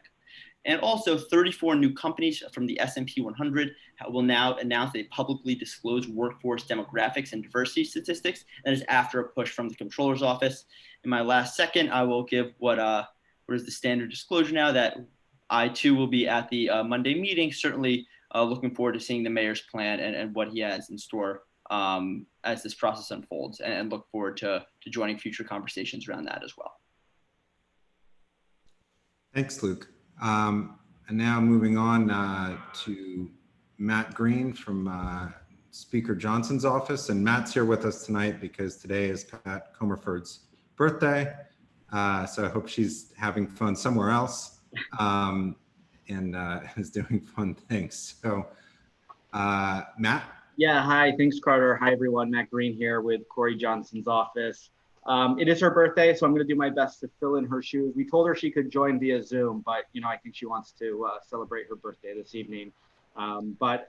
Just a couple quick updates from our office. First, we're still, since the start of the pandemic, our office has been offering a monthly virtual housing clinic. It's always the second Tuesday of every month, beginning at 4 o'clock. And so the next one will be on Tuesday, November 10th. And if you would like to make an appointment, you can email us at speakerjohnson@council.nyc.gov. Next week, we are also, for the second year in a row, partnering with Aid for AIDS. We're collecting unused and unexpired medicine for people who lack access to them. And this is going to be taking place on Wednesday, October 28th from 12 p.m. to 3 p.m. At the New York City AIDS Memorial Park at St. Vincent's Triangle. So please do come out. We're also going to be giving out some face coverings as well. And it's been a great event over the last 2 years that we've done this with them. And then I just wanted to touch upon, outdoor dining. We really appreciate the input and feedback we've gotten so far from both this community board and residents about the legislation. The council did pass legislation last week to extend the current temporary outdoor dining program to September of next year. And then beginning in October 2021, the city will begin operating a permanent program to allow restaurants to utilize the roadway for outdoor dining. So I just want to say this is still a work in progress, and Corey and our council colleagues want to make sure that moving forward, There are procedures in place, and we're going to be examining places where businesses are not abiding by the regulations. And there's going to be a number of city agencies studying this current program to design what the permanent program will look like. And the council will continue to look at ways to make sure the city is being responsive to the needs of the restaurants and nearby residents. And, you know, I did hear questions about the fee and the concern around the propane storage, and I'll try to get some answers back to the board about those questions that were raised earlier. But really, you know, our goal is to ensure that this is being done in a thoughtful, community-minded way that addresses, you know, legitimate concerns. So, you know, it is a critically important program to small businesses and restaurants, and we want to make sure that it continues successfully, and we're committed to working with the board to do that. I just wanted to say that, and we'll continue this work together, and we look forward to doing that. And then, as everyone else has said, you know, the Soho NoHo meeting on Monday, we will be there. We look forward to learning more about this plan. We also haven't seen anything yet, but I'm encouraged to hear everyone else who will be participating in that. And so with that, thank you. Thanks for giving our office the opportunity to give this update. Thanks, everyone. Thanks, Matt. We've got a couple of questions. The first question is from Susanna Aaron. Hey, Matt, thank you so much for being here. I agree with you 100% that our businesses and restaurants need this kind of support right now for open streets. But as we said to Assemblywoman Deborah Glick, it's kind of crazy to make a decision now that this program should be permanent. We know that the restaurants need it now. We have no idea what they need in 5 years. And so in addition to just instead of just making the program work better, I feel like it needs a huge study in terms of every kind of impact: economic, quality of life, environmental, the whole thing. It's not just a question of propane gas tanks. It's not just a question of snow plowing. It's a question, it's a significant policy change for the city. And it's not appropriate to just decide that it's permanent before we decide if it's appropriate for it to be permanent. We're all in agreement that this is now a time of uncertainty, and we all want to help our businesses. And so it's great that it's extended until next September, but going after that is a much more problematic, a completely different argument. Thank you. Thanks, Susanna. Thanks, Susanna. I just want to remind everybody that this is questions, not comments. Just so everybody wants to get out and watch the debate tonight. I've gotten a lot of comments from board members, so just want to remind everybody of that. Joe? Thanks, and Matt, thanks for being here. I just had a procedural question. So the legislation that was just passed last week extends it to the end of September. Will it require new city legislation to make it permanent, or is that somehow baked into the legislation that was just passed? If you know. I don't know the answer to that, but I can check and get back to you. Thanks so much. Thanks, Joe. Cormac? We lost Cormac. My question was asked, so I'll just listen. Great, thanks. Ritu. Hi, my question is with regards to the 15% surcharge that is allowed for takeout and delivery from restaurants. It was meant to be helping restaurants, and what I seem to see is that a bulk of that funding is going to delivery companies such as Caviar and DoorDash and Grubhub. Do you know anything about how that money is being collected and dispersed? So I haven't heard specifically about how that money is being collected and dispersed. I know, the city council did pass a delivery cap fee, but that's not about necessarily how that money is being dispersed. So again, Ritu, if I could, I'm happy to check into that as well and see if I can find more information for you. Yeah, I'd like some confirmation that that money is actually making its way to the restaurants. Yeah, absolutely. Absolutely. I haven't heard this, but it is an important thing to find out. So I will look into that. Great, thanks, Matt, and thanks, Ritu. And now moving on from Senator Kavanaugh's office, Eliana Cohen. Hi, everyone. I will be very quick. I want to quickly just talk about housing. The eviction moratorium and its status has become a bit less certain recently with the governor's recent executive order that he issued on the 28th. There was an extension to protect tenants who might otherwise be subject to eviction orders that predate COVID-19. But it seems that it leaves open the possibility that evictions could resume in cases where tenants don't appear in court and prove that they've been unable to pay their rent because of a COVID-19 hardship. So that, in our view, is definitely concerning, and we're working hard to figure out what the best next step should be related to ensuring that folks are able to stay in their houses and in their homes. Same with everyone else related to Monday's meeting with Department of City Planning. I will be there. Feel free to reach out if you have thoughts or questions. I know there's a lot of uncertainty about that, and we're definitely concerning ourselves with what's going on with that. We encourage everyone to vote early, and that's all for me right now. Great. Thanks, Eliana. I don't see any questions. Bob Gormley, district manager, informed me we missed one person. Lois has a question. Lois, go ahead before we move on. Eliana, we yeah. have one question from Lois. Can you hear me? Yes. Yes. I was just curious why I live on Thompson and and Bleecker, and my friends in the West Washington Square Village usually would be doing early voting at St. Anthony's on Houston and Sullivan. And now we have to go to Madison Park.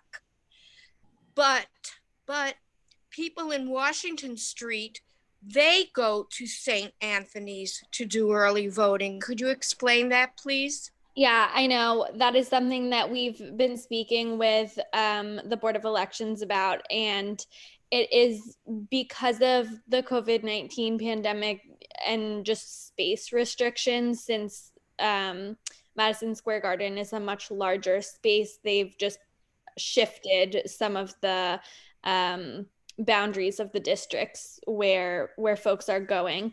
To be honest, I'm not sure. This was raised very recently to our office, and so we're not sure if it's possible to make a change this late. But we're aware of that being frustrating, and certainly we encourage folks to drop their ballots off where it's most convenient for them, with, or mail them in if that's more comfortable for you. And I do understand that reason, and it's very good to be able to drop off your ballot at any point, as you just expressed, that it doesn't have to be where your site is for early voting. But in my neighborhood, particularly in Washington Square Village and so on, there are quite a number of elderly with good health, thank goodness, but to go to Madison Park is a big effort, and it would probably take taxi, or I don't even know how you get to the bus through public transportation from here. And I think it's a great imposition, and I just want to mention that to everyone in the community and get it on record and yeah, that's certainly know. Yeah, we definitely know, and hopefully in the future we'll be able to avoid this type of problem. So thanks, Eliana. I just want to, Lois raised a great question. I checked for early voting on Google Maps, and it's a 28-minute walk for me to go vote, which is kind of hard to understand in New York City. And St. Anthony's is less than a minute and a dump. Yeah. Thanks, Lois. You're welcome. Thank you. Okay, and so Bob, I was starting to say, I've got another question from Rich. Rich? It was just just to follow up on what Lois was saying. Just correct me if I'm wrong, but the early voting is really just filling out an absentee ballot, right? Is that right or wrong? Because I've heard that when people go to the early No. voting, they're being handed an absentee ballot, which they put in a box. No. A lot of people are shaking their heads no. Is it more like voting on the actual day? Yes. Yes. Okay, good. Just clarifying. Thanks. Thanks, Rich. All right, so now, as I was saying, Bob had let me know that we had missed one public speaker earlier that had submitted everything on time. And so I'm gonna allow her to speak, and that's Nancy Paisley. Nancy, you'll have 2 minutes to address us. Thank you, Carter, and thank you, Bob. I was going to speak on the restaurant situation, and I understand that's been more or less laid over. I don't know if Matt Green is still on the call. Okay. My concern, I have a lot of concerns, and the reopening working group allowed me to express them, and I'll do that again. Don't worry. But I want the community board to realize that we are talking about a serious epidemic, which is coming into its second wave, and maybe there'll be third and fourth. The restaurants need help, yes, but the ones that are ignoring the rules, which are meant to keep the epidemic under control, are the ones that are are crying that they need more money. You can't have both, and I think public health is more important. Particularly just this last week with the shacks they've been putting up, the enclosures of tents that are no longer tents but are rooms that seem to have 100% occupancy. And we'll take this up again when we meet again. Thank you for letting me speak. Great, thanks, Nancy.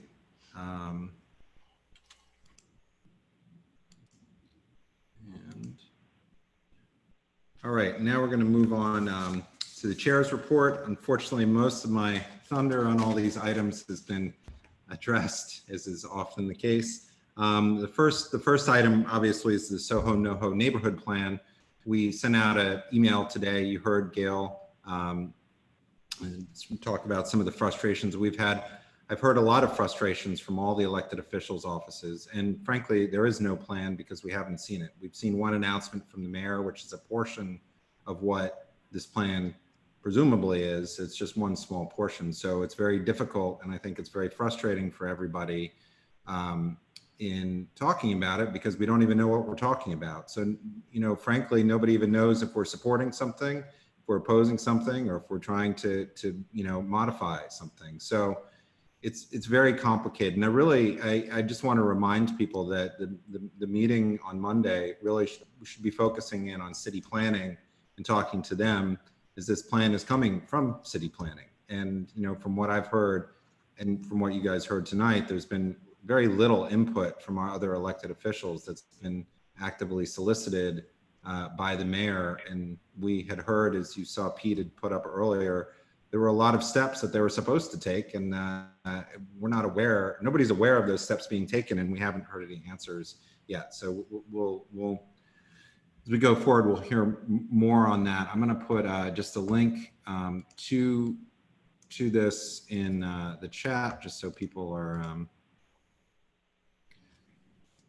can link to the plan and the information there. So it's one. Number two. This month, a number of us were able to meet with Captain Spataro, who's the new captain in the 6th Precinct. Patricia, myself, Joe, Bob Gormley, and Mar by video met with the new captain, and we discussed some of the concerns that we discussed as a board. One of the things that came out of that, and I think that they were working on it already, was that the 6th Precinct Community Council meetings have been restarted. And also the NCO meetings are moving forward again. And I believe that they're taking into consideration trying to have those meetings in outdoor places that are more appropriate. We shared a lot of the concerns. One of the biggest issues that we had was they need to come and let the public know what they're doing. And we had invited the captain to our meeting tonight, and he had heard he was unable to attend because they were assigned to protest detail. And then we were supposed to have one of the community affairs officers was going to come in his place. And I'm just checking to make sure I'm not speaking out of turn. I did not see that they had joined us. They had another protest which was occurring in our precinct, and so those were there. But I'm hoping going forward that we'll have representatives from each of the precincts give a brief update during our elected officials report, so just so we're more informed as to what activities are going on. And that should also give us an opportunity to ask questions. We used to do that. The heads of the 4 different precincts in our community board have started rotating more frequently than they have in the past. It's every 2 or 3 years. And so somewhere it seems that practice had dropped off. And so we're looking to restart it. And in the age of Zoom, that shouldn't be too complicated. I don't know if it'll work too well, but I wanted to put in details on how to join specifically the 6th Precinct Community Council. I'll put that in the chat just if people would like to. If you send an email to this email address, you should be added to their mailing list, so you'll be informed going forward. And then I don't know how this will come out, but I'm gonna try and put this in. This is a link to all the different precincts and a map in our community board. So people want to look up the specific precincts where they live. Well, actually looks like it came out all right. Okay. And third thing, next week on Wednesday, there is going to be a, let's see what time it is here. From 6 to 8, there's going to be a meeting which we're co-sponsoring, 8 years after Sandy, community-wide discussion on the progress of the Big U. Many other community boards have been very active, as people know, in sort of the waterfront resiliency efforts. Our community board is bounded entirely on the west side by 9A or West Street and the Hudson River Park. And so the issues for us is less of a city issue and more of a state issue. So we haven't actually had very much discussions on that, whereas the city has been moving along. And so we're hoping that this is going to be the beginning of a discussions that we can start having moving forward with the state and the city about looking at resiliency in our own community board. Like in the past, those discussions are going to take place in the Quality of Life Committee, as that was combined some time ago with the Environment Committee, and those were those discussions traditionally have taken place. So I'm going to put a link to that as well. People look for more information, and we should be sending out an email as well about this. And then this also, as Gail had mentioned, the Hudson River Park Trust is going to be restarting the conversations that they were hosting pre-COVID with their task force with regards to Pier 76 and Pier 40. So we're looking forward to hearing more information with that and continuing the discussion. And then covered everything. And then last but not least, on Halloween, we have the Community Board 2 and NYU Children's Halloween Parade. That's going to be at 1 o'clock. Bob and I were both going to talk about that, so I'll just leave it at that. I'm going to put a link in the chat that people can share, and presumably we're going to be sending out an email at some point with more information about that. And I think that's it. I know we all have things we want to do tonight, so thank you. Bob, District Manager's report. Thank you, Carter. You know, there's a line at the end of there's a Richard Linklater movie called Before Sunrise. And there's a line at the end of the movie where Julie Delpy turns to Ethan Hawke and says, "Baby, you're going to miss that plane." I think some of us are going to miss the debate tonight. Picking up on the Children's Halloween Parade. So it's going to be done virtually. We have already sent out a link to it or a flyer. We're going to do more of that leading up to it. There's going to be a costume contest, musical performances, a magician, and there's usually about 1,300 children who participate when it's live. I don't know how many there'll be on this virtual parade, but they're going to be getting a special greeting from Carter Booth, CB2 chair. So that's worth attending. A few more things. I think I mentioned last month, but I want to mention again, the sanitation department's Adopt a Basket program. We've gotten a lot of complaints about baskets not being overflowing baskets throughout the district and a lot more trash on the street. So I've just barely started kind of reaching out to some of the local businesses, but you're going to start seeing a more aggressive outreach by us to try to enlist some of our businesses, food establishments and other businesses, to maybe adopt their corner baskets to try to help the sanitation department and keep our district cleaner. If anyone lives near West 3rd Street, I know Lois, you're probably getting these emails. The water main project should just about be done. If it's not in tomorrow. I do. What's that? I do. I know. Lois, yes. But I'm told that it should be over, should be totally done by next week. So that's good news. And also, Lois, I'll just mention to you quickly, I don't know if this is the answer, but as far as those 2 blocks being asked to do early voting up at Madison Square Garden, I was talking to someone who's pretty active politically around here, and it was her opinion that she told me a few years ago that electoral district, the number was changed. It's now 90 something, and it kind of lumped them in with electoral districts uptown. And it may just be a computer it kind of lumped in those 2 blocks with another portion of Manhattan. It was an error, but an honest one, I guess. And lastly, I just want to refer back to, I know Assemblymember Glick and Susanna both touched on Oprah restaurants and some of the issues there. There's another one that I don't think either one of them mentioned, but that the fire department has mentioned in some of my meetings. They have great concerns about navigating some of the narrower streets, that have build outs on them, either turning onto the blocks or just driving down the street. So that's another issue that the city really needs to consider sooner rather than later. That's all I've got. Thank you. Any questions? Great, thanks, Bob. Cormac, I see you've got your hand up.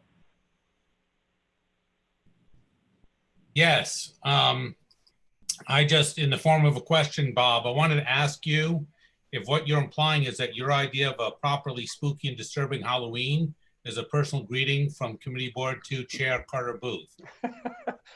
Read into it what you will. Thanks, Cormac. All right, so moving on. Carter, is your costume a surprise? It's going to be a surprise. Okay. So now we're going to move on to our business session, and we're going to start at some point. We should start with attendance, I believe, since we don't take our first vote. So Valerie, do we want to do a quick attendance? Great, thanks. Great, thanks, Carter. Let's go. Susanna Aaron. Here. Akila Asqui. I saw her on the call earlier. Here. I'm Thank here. you. I also realized people may have dropped off for the debate. Thank you, I got you. William Benesh. Here. Keen Berger. Here. Carter Booth. Here. Katie Bordenaro. Here. Great. Here. Did you hear me? Yeah. Amy Brenna. Here. Rich Cacapolo. Here. Ritu Chaudhry. Here. Coral Dawson. Here. Thanks. I'm here. John Paul DeVerna. Here. Doris Deether. Here. Robert Ely. Still here. Mara Fitzgerald. Here. Cormac Flynn. Here. Joseph Gallagher. Here. Susan Gammy. Here. David Gruber. Here. Wayne Kowadler. Here. Great. Susan Kent. Here. Janine Kiley. Here. Betty Kabovi Weiss. Here. Patricia Laria. Here. Michael Levine, Here. Janet Liff, she left early, remember, and Matt Metzger, Here. Daniel Miller, Here. Brian Pape, I'm here. Donna Raftery, Here. Lois Rakoff, I'm here. Bo Riccobono, Here. Robin Rothstein, Here. Sandy Russo, Here. Rocio Sands, Here. Scott Sartiano, Here. Shirley Secunda, Here. Kristen Shea, Here. Frederica Siegel, Here. Georgia Silvera Siemens, Here. Dr. Shirley Smith, Chenault Spence, Here. Kathy Sullivan, saw her earlier, Eugene Yu, Here. Susan Wittenberg, Here. Anthony Wong, Here. and Adam Zeldin. Here. Thank you. Thanks, Valerie. And now, as you guys remember from last month, or if not, we're now moving into nomination of officers. So after last month's full board meeting, there was 3 weeks that people could self-nominate and make their submissions to District Manager Gormley for all positions. And then after that was closed, there'd be nominations from the floor. So I'm going to start off with a report from Bob as far as self-nominations. Bob?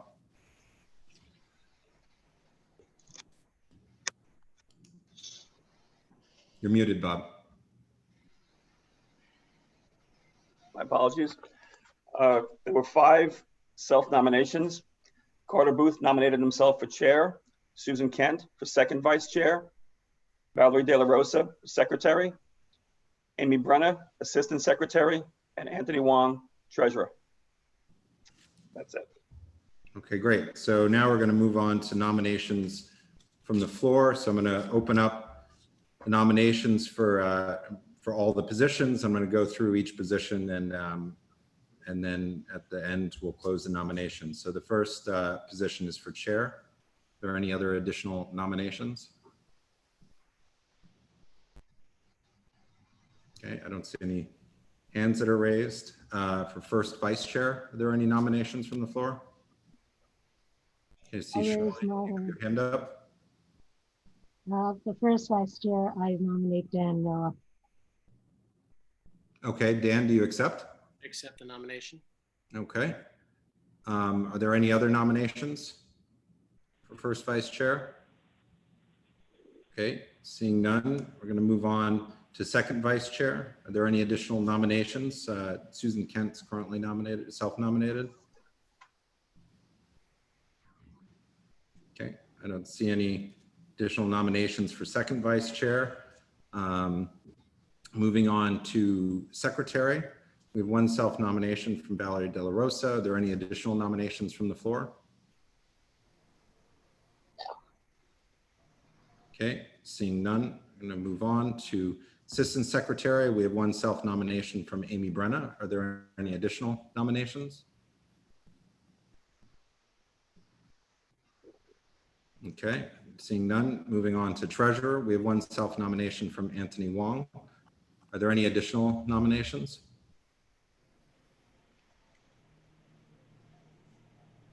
Okay, and before I close the nominations, there's nobody else who wants to make any nominations, correct? Okay, so we're going to close the nominations. So currently, the positions for chair is Carter Booth, myself. First vice chair is Dan Miller. Second vice chair is Susan Kent. Secretary is Valerie De La Rosa. Assistant secretary is Amy Brenner, and treasurer is Anthony Wong. Those are the people who've been nominated. Okay, so moving on. So the election will be next month. And moving on now, we have the approval of the September minutes, which I believe, Bob, you had distributed via email to the board members. Yes. Is there a motion to approve the September minutes? I see I motion. Susan has her hand up. Janine. Second. Okay. I'm going to do this as a quick voice vote since we just did attendance, and we will count the opposing votes. So all those in favor? Aye. Opposed? Aye. Sorry. Aye. Aye. Okay, so we're done with the ayes and opposed. Okay, I don't hear anybody opposed. Abstentions, recusals. Okay, don't hear anything. All right, so the September minutes are approved. Now moving on to the standing committee reports. First committee is landmarks and public aesthetics. Chenault. We have 4, the first one of which was withdrawn by the Landmarks Commission because it was for a sign painted on a wall that the applicant doesn't own. It's the next door building. 81 Horatio Street, the application to replace all windows in the front facade. We recommended denial because the windows are not historic, even in appearance, and especially they're tilt-in windows to open, and they destroy the look of the facade when they're in the open position. There are other solutions. 109 Bank Street to construct a rooftop addition and rear yards. You will see that the vote was evenly divided. We just happened to have 8 people on the meeting, and it's written as the application was submitted, and the opposition is to the resolution solely on an objection to the modification of the rear facade second floor. That is the floor above the extension which was recommended for approval, that's on the parlor floor and the English basement below. So you want to make a motion to, I mean, we don't have a position on that, so. Well, I can't because I was one of the votes. It's the flow of the chair, but okay. But so if you want the chair to make a, I'll let you finish. Sorry. Resolutions. 130 Prince Street is an extensive modification of an existing rooftop structure with an adjacent terrace. We recommend approval of the application. I would say that we normally are cognizant, we're always cognizant of the neighboring comments, and they were numerous, but in this case, there's not any material change so far as it affects them. And we recommended approval.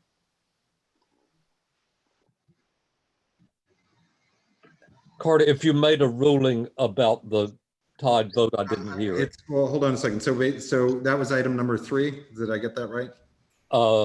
It's number 4 because the one. All right. So currently on the floor, we have. Yes, number 3 is the one with the tie. Okay. So currently we have that have been properly introduced are items, resolutions 2, 4, and 5.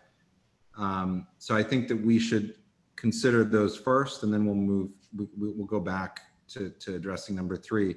Does anybody want to call out any items 2, 4, or 5?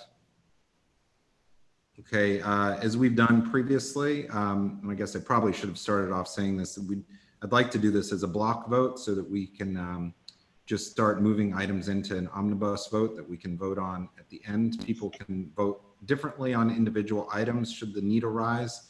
And if anybody would like to vote on a specific item out just individually on the item, anybody can call that out and we can do that. But right now, is there any objection to moving items 2, 4, and 5 into the omnibus vote? Okay, I don't see any objections to doing that. So now we'll go back. We have an item that was presented at the committee meeting, but we don't have a resolution.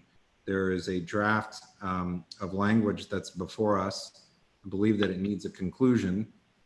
Is there anybody who'd like to put forward a resolution using that language with a conclusion.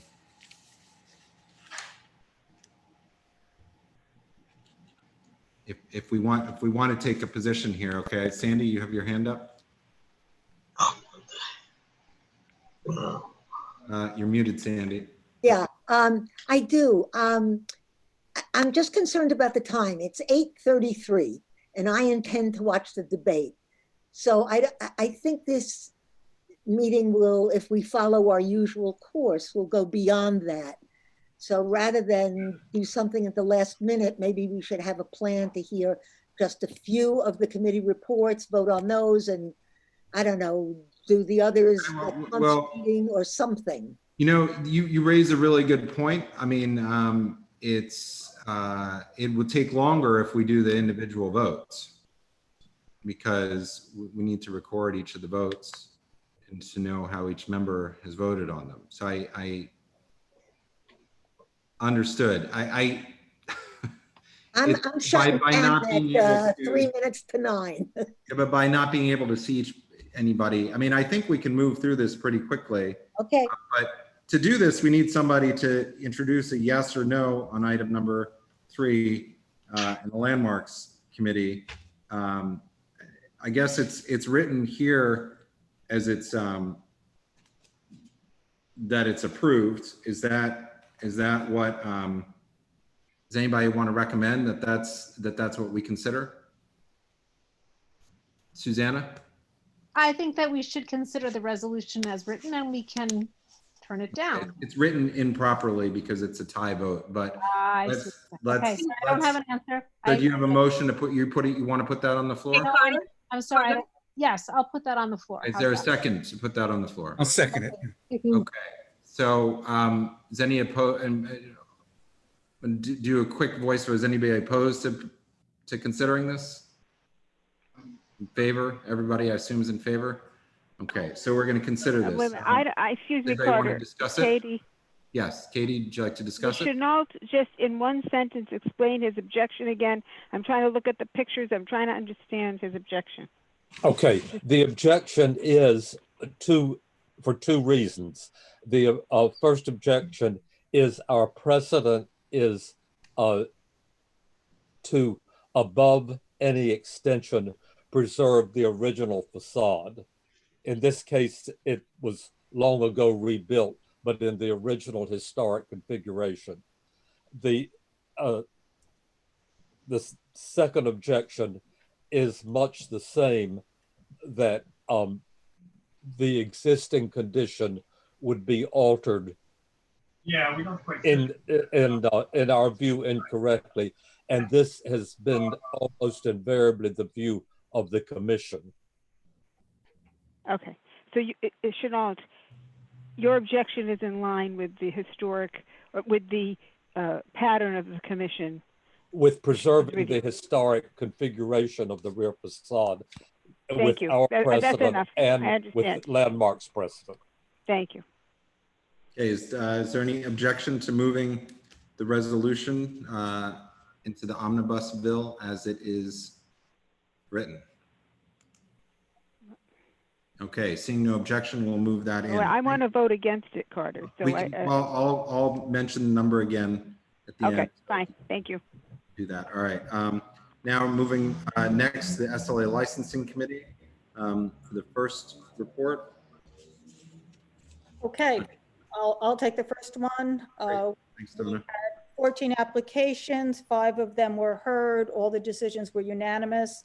The first one, Cato Wine, Temperance Wine Bar, 3840 Carmine Street, was a new tavern wine. That was a denial, unanimous, primarily because there was a backyard area associated with it that we did not have a permit for such use. They were given the opportunity to remove the rear yard and chose not to do so. The second one was Boqui Management, Crop Circle, 126 McDougal Street, new restaurant wine, and that was a deny unless, unanimous. Third one, Up 51, Upside Pizza, 51 Spring Street, Tavern Wine, that also was a deny unless, unanimous. Steam Shanghai, 476th Avenue, restaurant wine, deny unless unanimous. And Le Poisson Rouge was a OP corporate change. The majority interest holder purchased the minority interest, no change in method of operation, deny unless, unanimous. Just want to say we were all happy to see them. That's it. And then you had items 6 through 14. 6 through 14, layover withdrawals. Great, okay. Does anybody want to call out any of these items? I'm not seeing anybody. Hutter, I just have a quick question. Sure, yes, Garcia. Can you please describe what you mean, the definition of playful modern wine bar? What does playful modern wine bar mean? It was a modern design. That was their description of it. So modern design, wines by the glass, fancy wines by the glass. Playful, I'm talking about playful. Playful. What does that mean? Who knows? Who knows? It means not stuffy, uptight. Right, stuffy. I mean, it wasn't like it was designed very modern and light and fun as opposed to old school, dark, stuffy. Their house. Okay, thank you. Donna, I'll just say they had some sort of design boards with sort of 50s, 60s, sort of look like swinging Sinatra mood. That's all I'll say, playful. Thanks, Katie. Any other issues? Does anybody want to call out any of these items? Is there any objection to moving from the first SLA licensing meeting, moving items 1 through 14 into the omnibus bill? Okay, seeing no objections, we're going to move all of those into the omnibus vote. SLA committee meeting number 2. Sure. We had 11 applications that we heard. I'll just go through the first, the ones that actually were decisions on. Everything was unanimous. The first one is MM 130 Bowery Restaurant, DBA Capital 130 Bowery. This is a large catering facility. It was a corporate change type of application, deny unless with the consistent stipulations that are currently in place. Number 2 is corporate to be formed by Salima Hadia, 95 7th Avenue. This was a new on-premise liquor license. The recommendation from the committee was to deny the application. Number 3 is Papas OG, DBA Papas 103 105 McDougal Street. This is the location where a few people submitted and also spoke regarding the rear entrance on Minetta Street. That was a deny unless with extensive stipulations, including stipulations involving Minetta Street. Deny unless, again, unanimous, and that was an on-premise liquor license. Number 4 is 178 Bleecker Cafe, 178 Bleecker Street. This is a new on-premise license. It's not ever been licensed before. The recommendation of the committee was to deny that particular application. And it was unanimous. Number 5, David Sewell and Michael Ryan, new entity to be formed at 131 7th Avenue South. Again, this is another location that had not been, never had an on-premise license before. The recommendation from the committee was to deny the application. Number 6, again, unanimous. Number 6 is Gotham Restaurants. This is a new on-premise license. This place has been around for quite a bit. There's a new owner. The stipulations were in place, and it was deny unless. And then 7 through 11 were withdrawals, layovers, and such.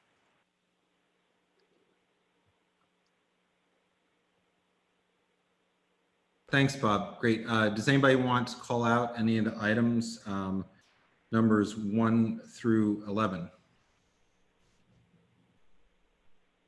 Wow. Okay. Any objection to moving items 1 through 11 into the omnibus vote? Okay, we'll move items 1 through 11 into the omnibus vote. Joe, Quality of Life Committee. Yes, this will be so fast. We have 2 resolutions. The first is for the MoCA workshop and window exhibits that already happened October 16th to 18th. The committee recommended approval of the application, adopted unanimously, and 1 FYI renewal from November 23rd, 2020 to December 24th, 2020, the South Village Farmers Market at 6th Avenue between Carmine Street and West 3rd Street. And the committee recommends approval of this renewal application, and that's adopted unanimously. That's it.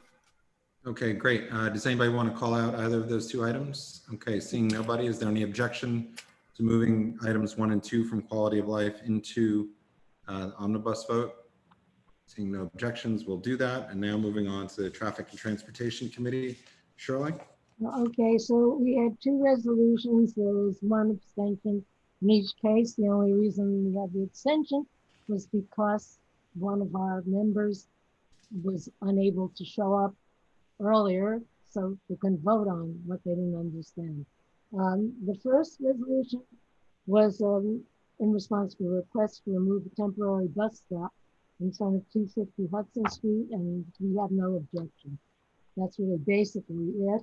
And they're simply asking that they put back the permanent bus stop in front of 350 Hudson Street as soon as they are finished with the construction there, which is the Disney campus. And the third, I think, is, let's just see. Oh yeah, and we're asking also the DOT to put a loading zone in front of 250 Hudson Street because there's an awful lot of taxi, FHV activity, maybe we need it. So that's one. And then the second is in response to Revel's, is it Revel? Yeah, it is Revel. Revel's presentation on their new safety plan, which they've been working out with DOT. I just want to tell you that RE2 has suggested a couple of changes, just friendly amendments, which just tighten this up a little bit. I think that we were a little jovial about the whole thing. I think that now that there has been another killing by Revel uptown, we're just tightening up the language a little bit. And let me just see if I can just summarize what we're asking. Surely it's just in the first, therefore be it resolved. It removes is encouraged to learn that and replaces it with strongly encourages Revel to further develop a multifaceted program. And then a program to promote safety of both Revel users and the public, as well as protocols to further Revel user understanding and compliance, and continue to work with DOT in monitoring the program and exploring further enhancements. And I will send that language off to Valerie. Okay, Thank you. Great, yeah. And then the other one is we're asking them to extend their training program to have a mandatory supplemental in-person lessons, which they do not have now, so the drivers really aren't prepared. And I think that's about it. And we're asking them also to incorporate state-of-the-art computer vision, AI technology to track riders' use of helmets throughout the entire ride as quickly as possible. And that's really the basic. So I think we can leave that into the omnibus. I actually would like to call that one out. Okay. Or maybe I should ask a question before. Yeah, Suzanne, do you want to just ask the question quickly? Yeah, For I'm just curious, and especially in light of the killing, why you didn't also have a therefore that says that they should cease operations until they have a better track record. Well, if you would like to offer a friendly amendment, you have to go to omnibus because that hadn't happened when we had our meeting. I would like to offer an amendment that says that in addition to all of the safety recommendations you make, that they once again cease operations until they can develop a strong track record of safety. Right. How are they going to, just as a question, how are they going to develop a track record of safety if they're not operating? I'm sorry, I should specify that they can't, that their track record should be examined, but they did cease operations because they're dangerous, and I think that they should cease operations until they can find a mechanism that ensures that they can be safe. You know, that's a really difficult one. I think we'd like to see that happen. And if you look at the resolution, it basically was talking about how they have to improve that whole safety agenda. And I think that if you could suggest something to make it safer or to add to that safety agenda, that might strengthen it more. You see what I mean? I'm sorry, that might what more? strengthen it more? It strengthens the message more than just saying go back to the drawing board. Because what we are saying is go Anna, back to maybe the you drawing could board. add an additional therefore, given the recent death of a pedestrian by a rebel rider. We also suggest, and if you could just put in any kind of language that you would want to add as an additional therefore. Yeah, but what would you want to suggest? We also suggest that you examine further approaches to ensuring safety or some specific. I don't want to take up a lot of time here. I just think that they are dangerous, and it's really nice for them to say that they're going to do all these nice things, but they're dangerous. And I kind of feel that that message needs to be very, I mean, they have had to just to cease their operations because they were dangerous and they are still dangerous. So I don't know why we should be okay with them, you know, continuing their operations. Okay, I've got a lot of comments here, so I just in the interest of time, if people can be expedient, I mean, this, not that I want to have the conversation, but just let's move along. Coral?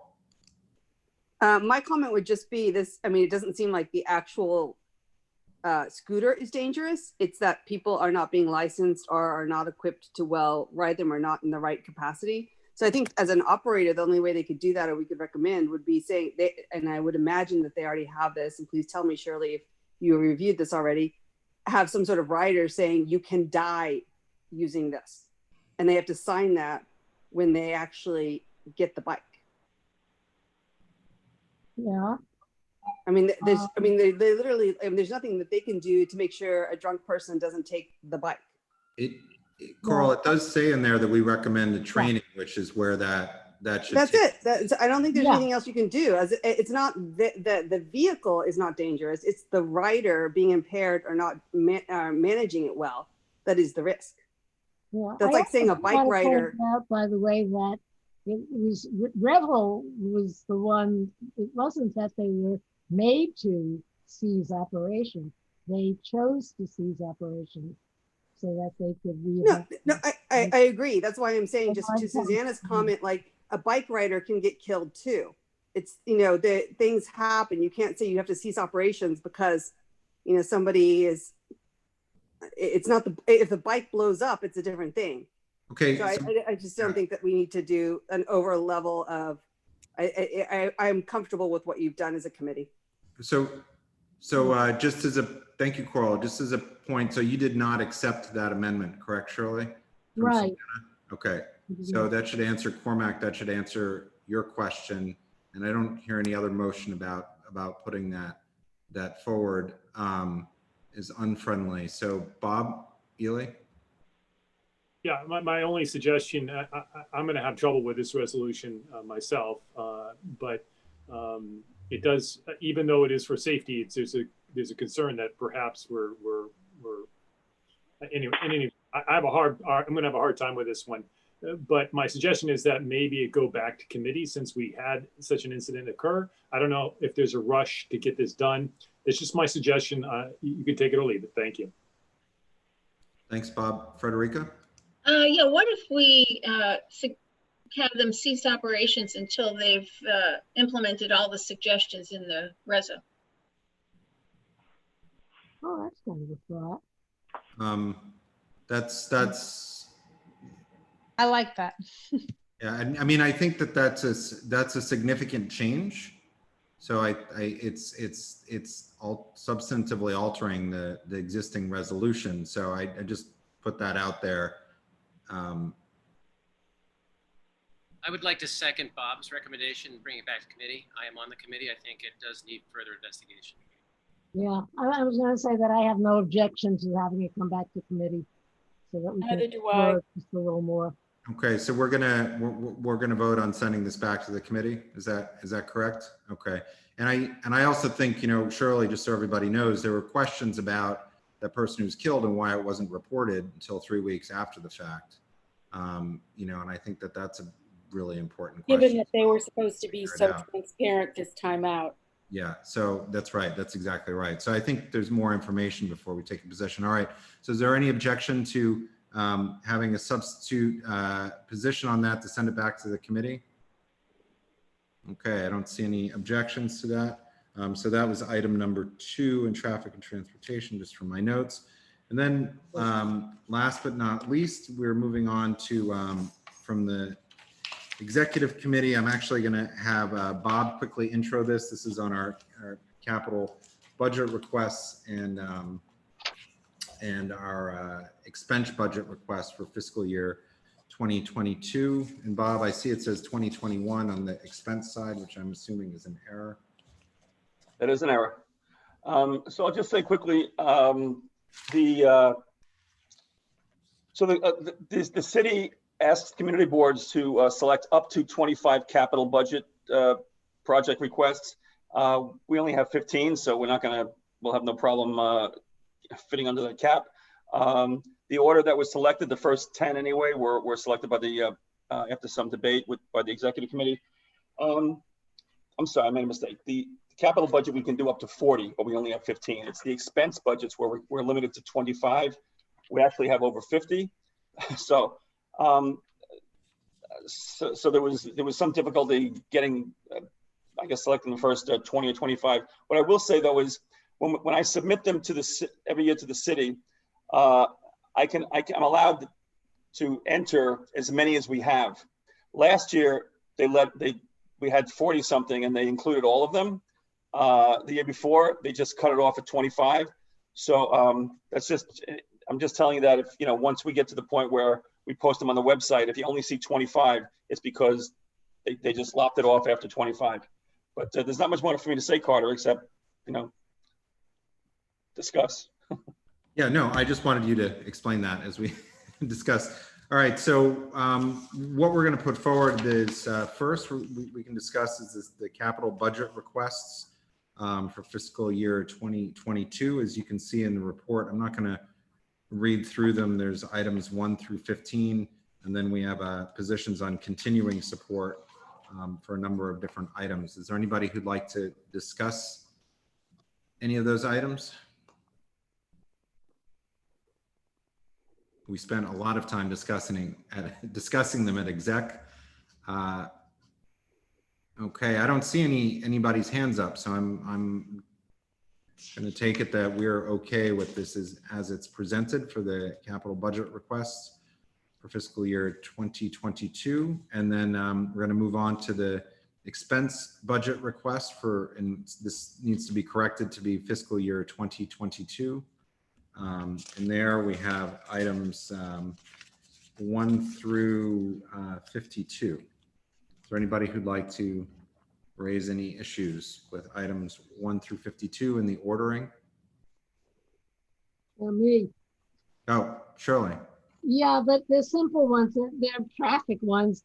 I just realized looking at a couple of them that things that were priorities before are not as much priorities as other ones now. So I would just like to switch number 16 with number 38, and then number 32 with number 44. They would be the same request, but I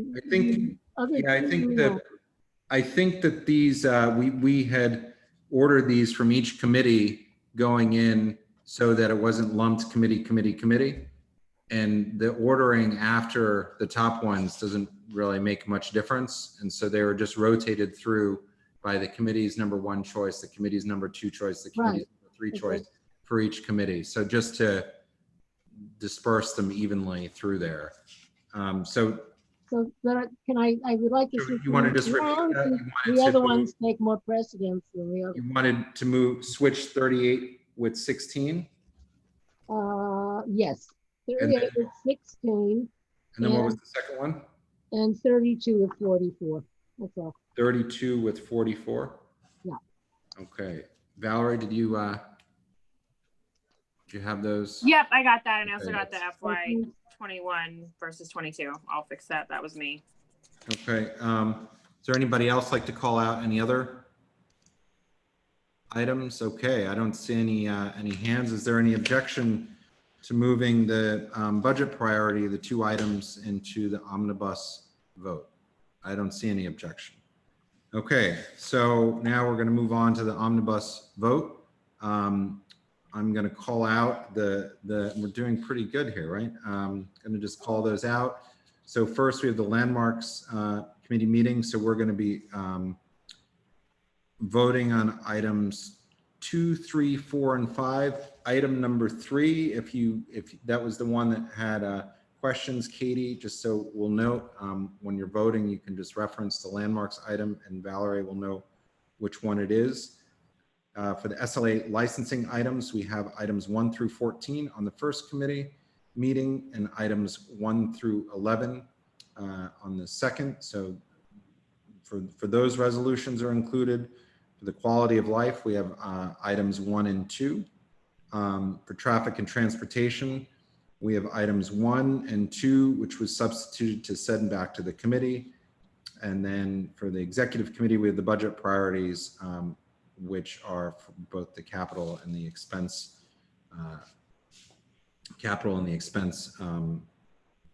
priorities. Is everybody okay on voting? Everybody understands what we're voting on? Okay, so we're going to start with the roll call vote. Valerie? Sure. Susanna Aaron. Aye. Akila Azqui.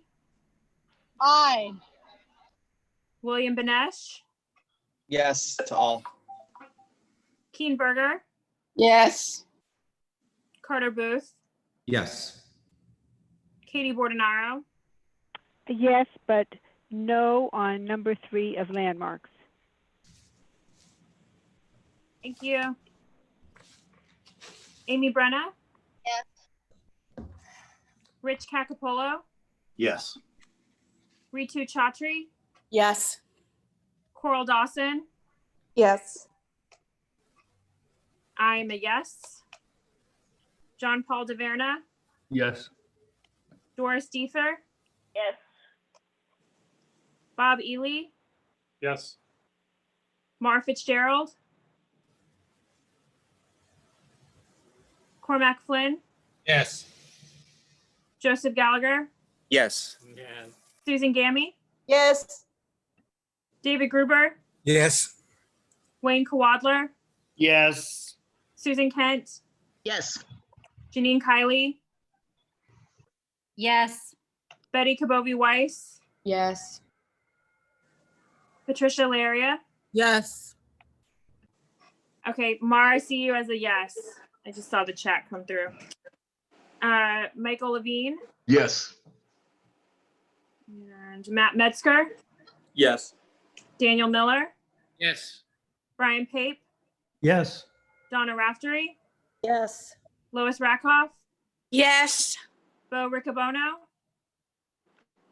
Robin Rothstein, Yes.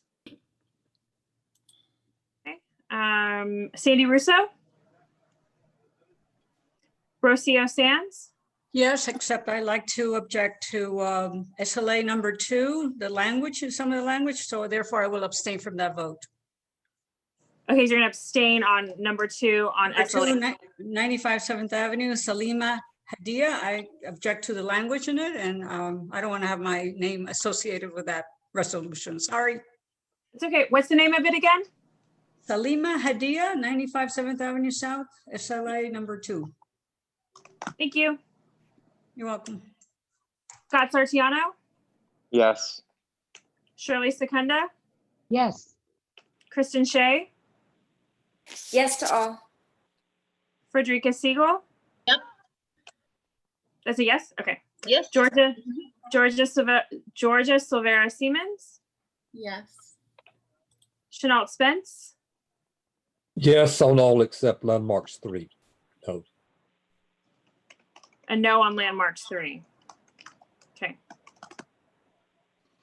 Kathy Sullivan, Yes to all. Eugene Yu, Yes to all. Susan Wittenberg, Anthony Wong, Adam Zeldin.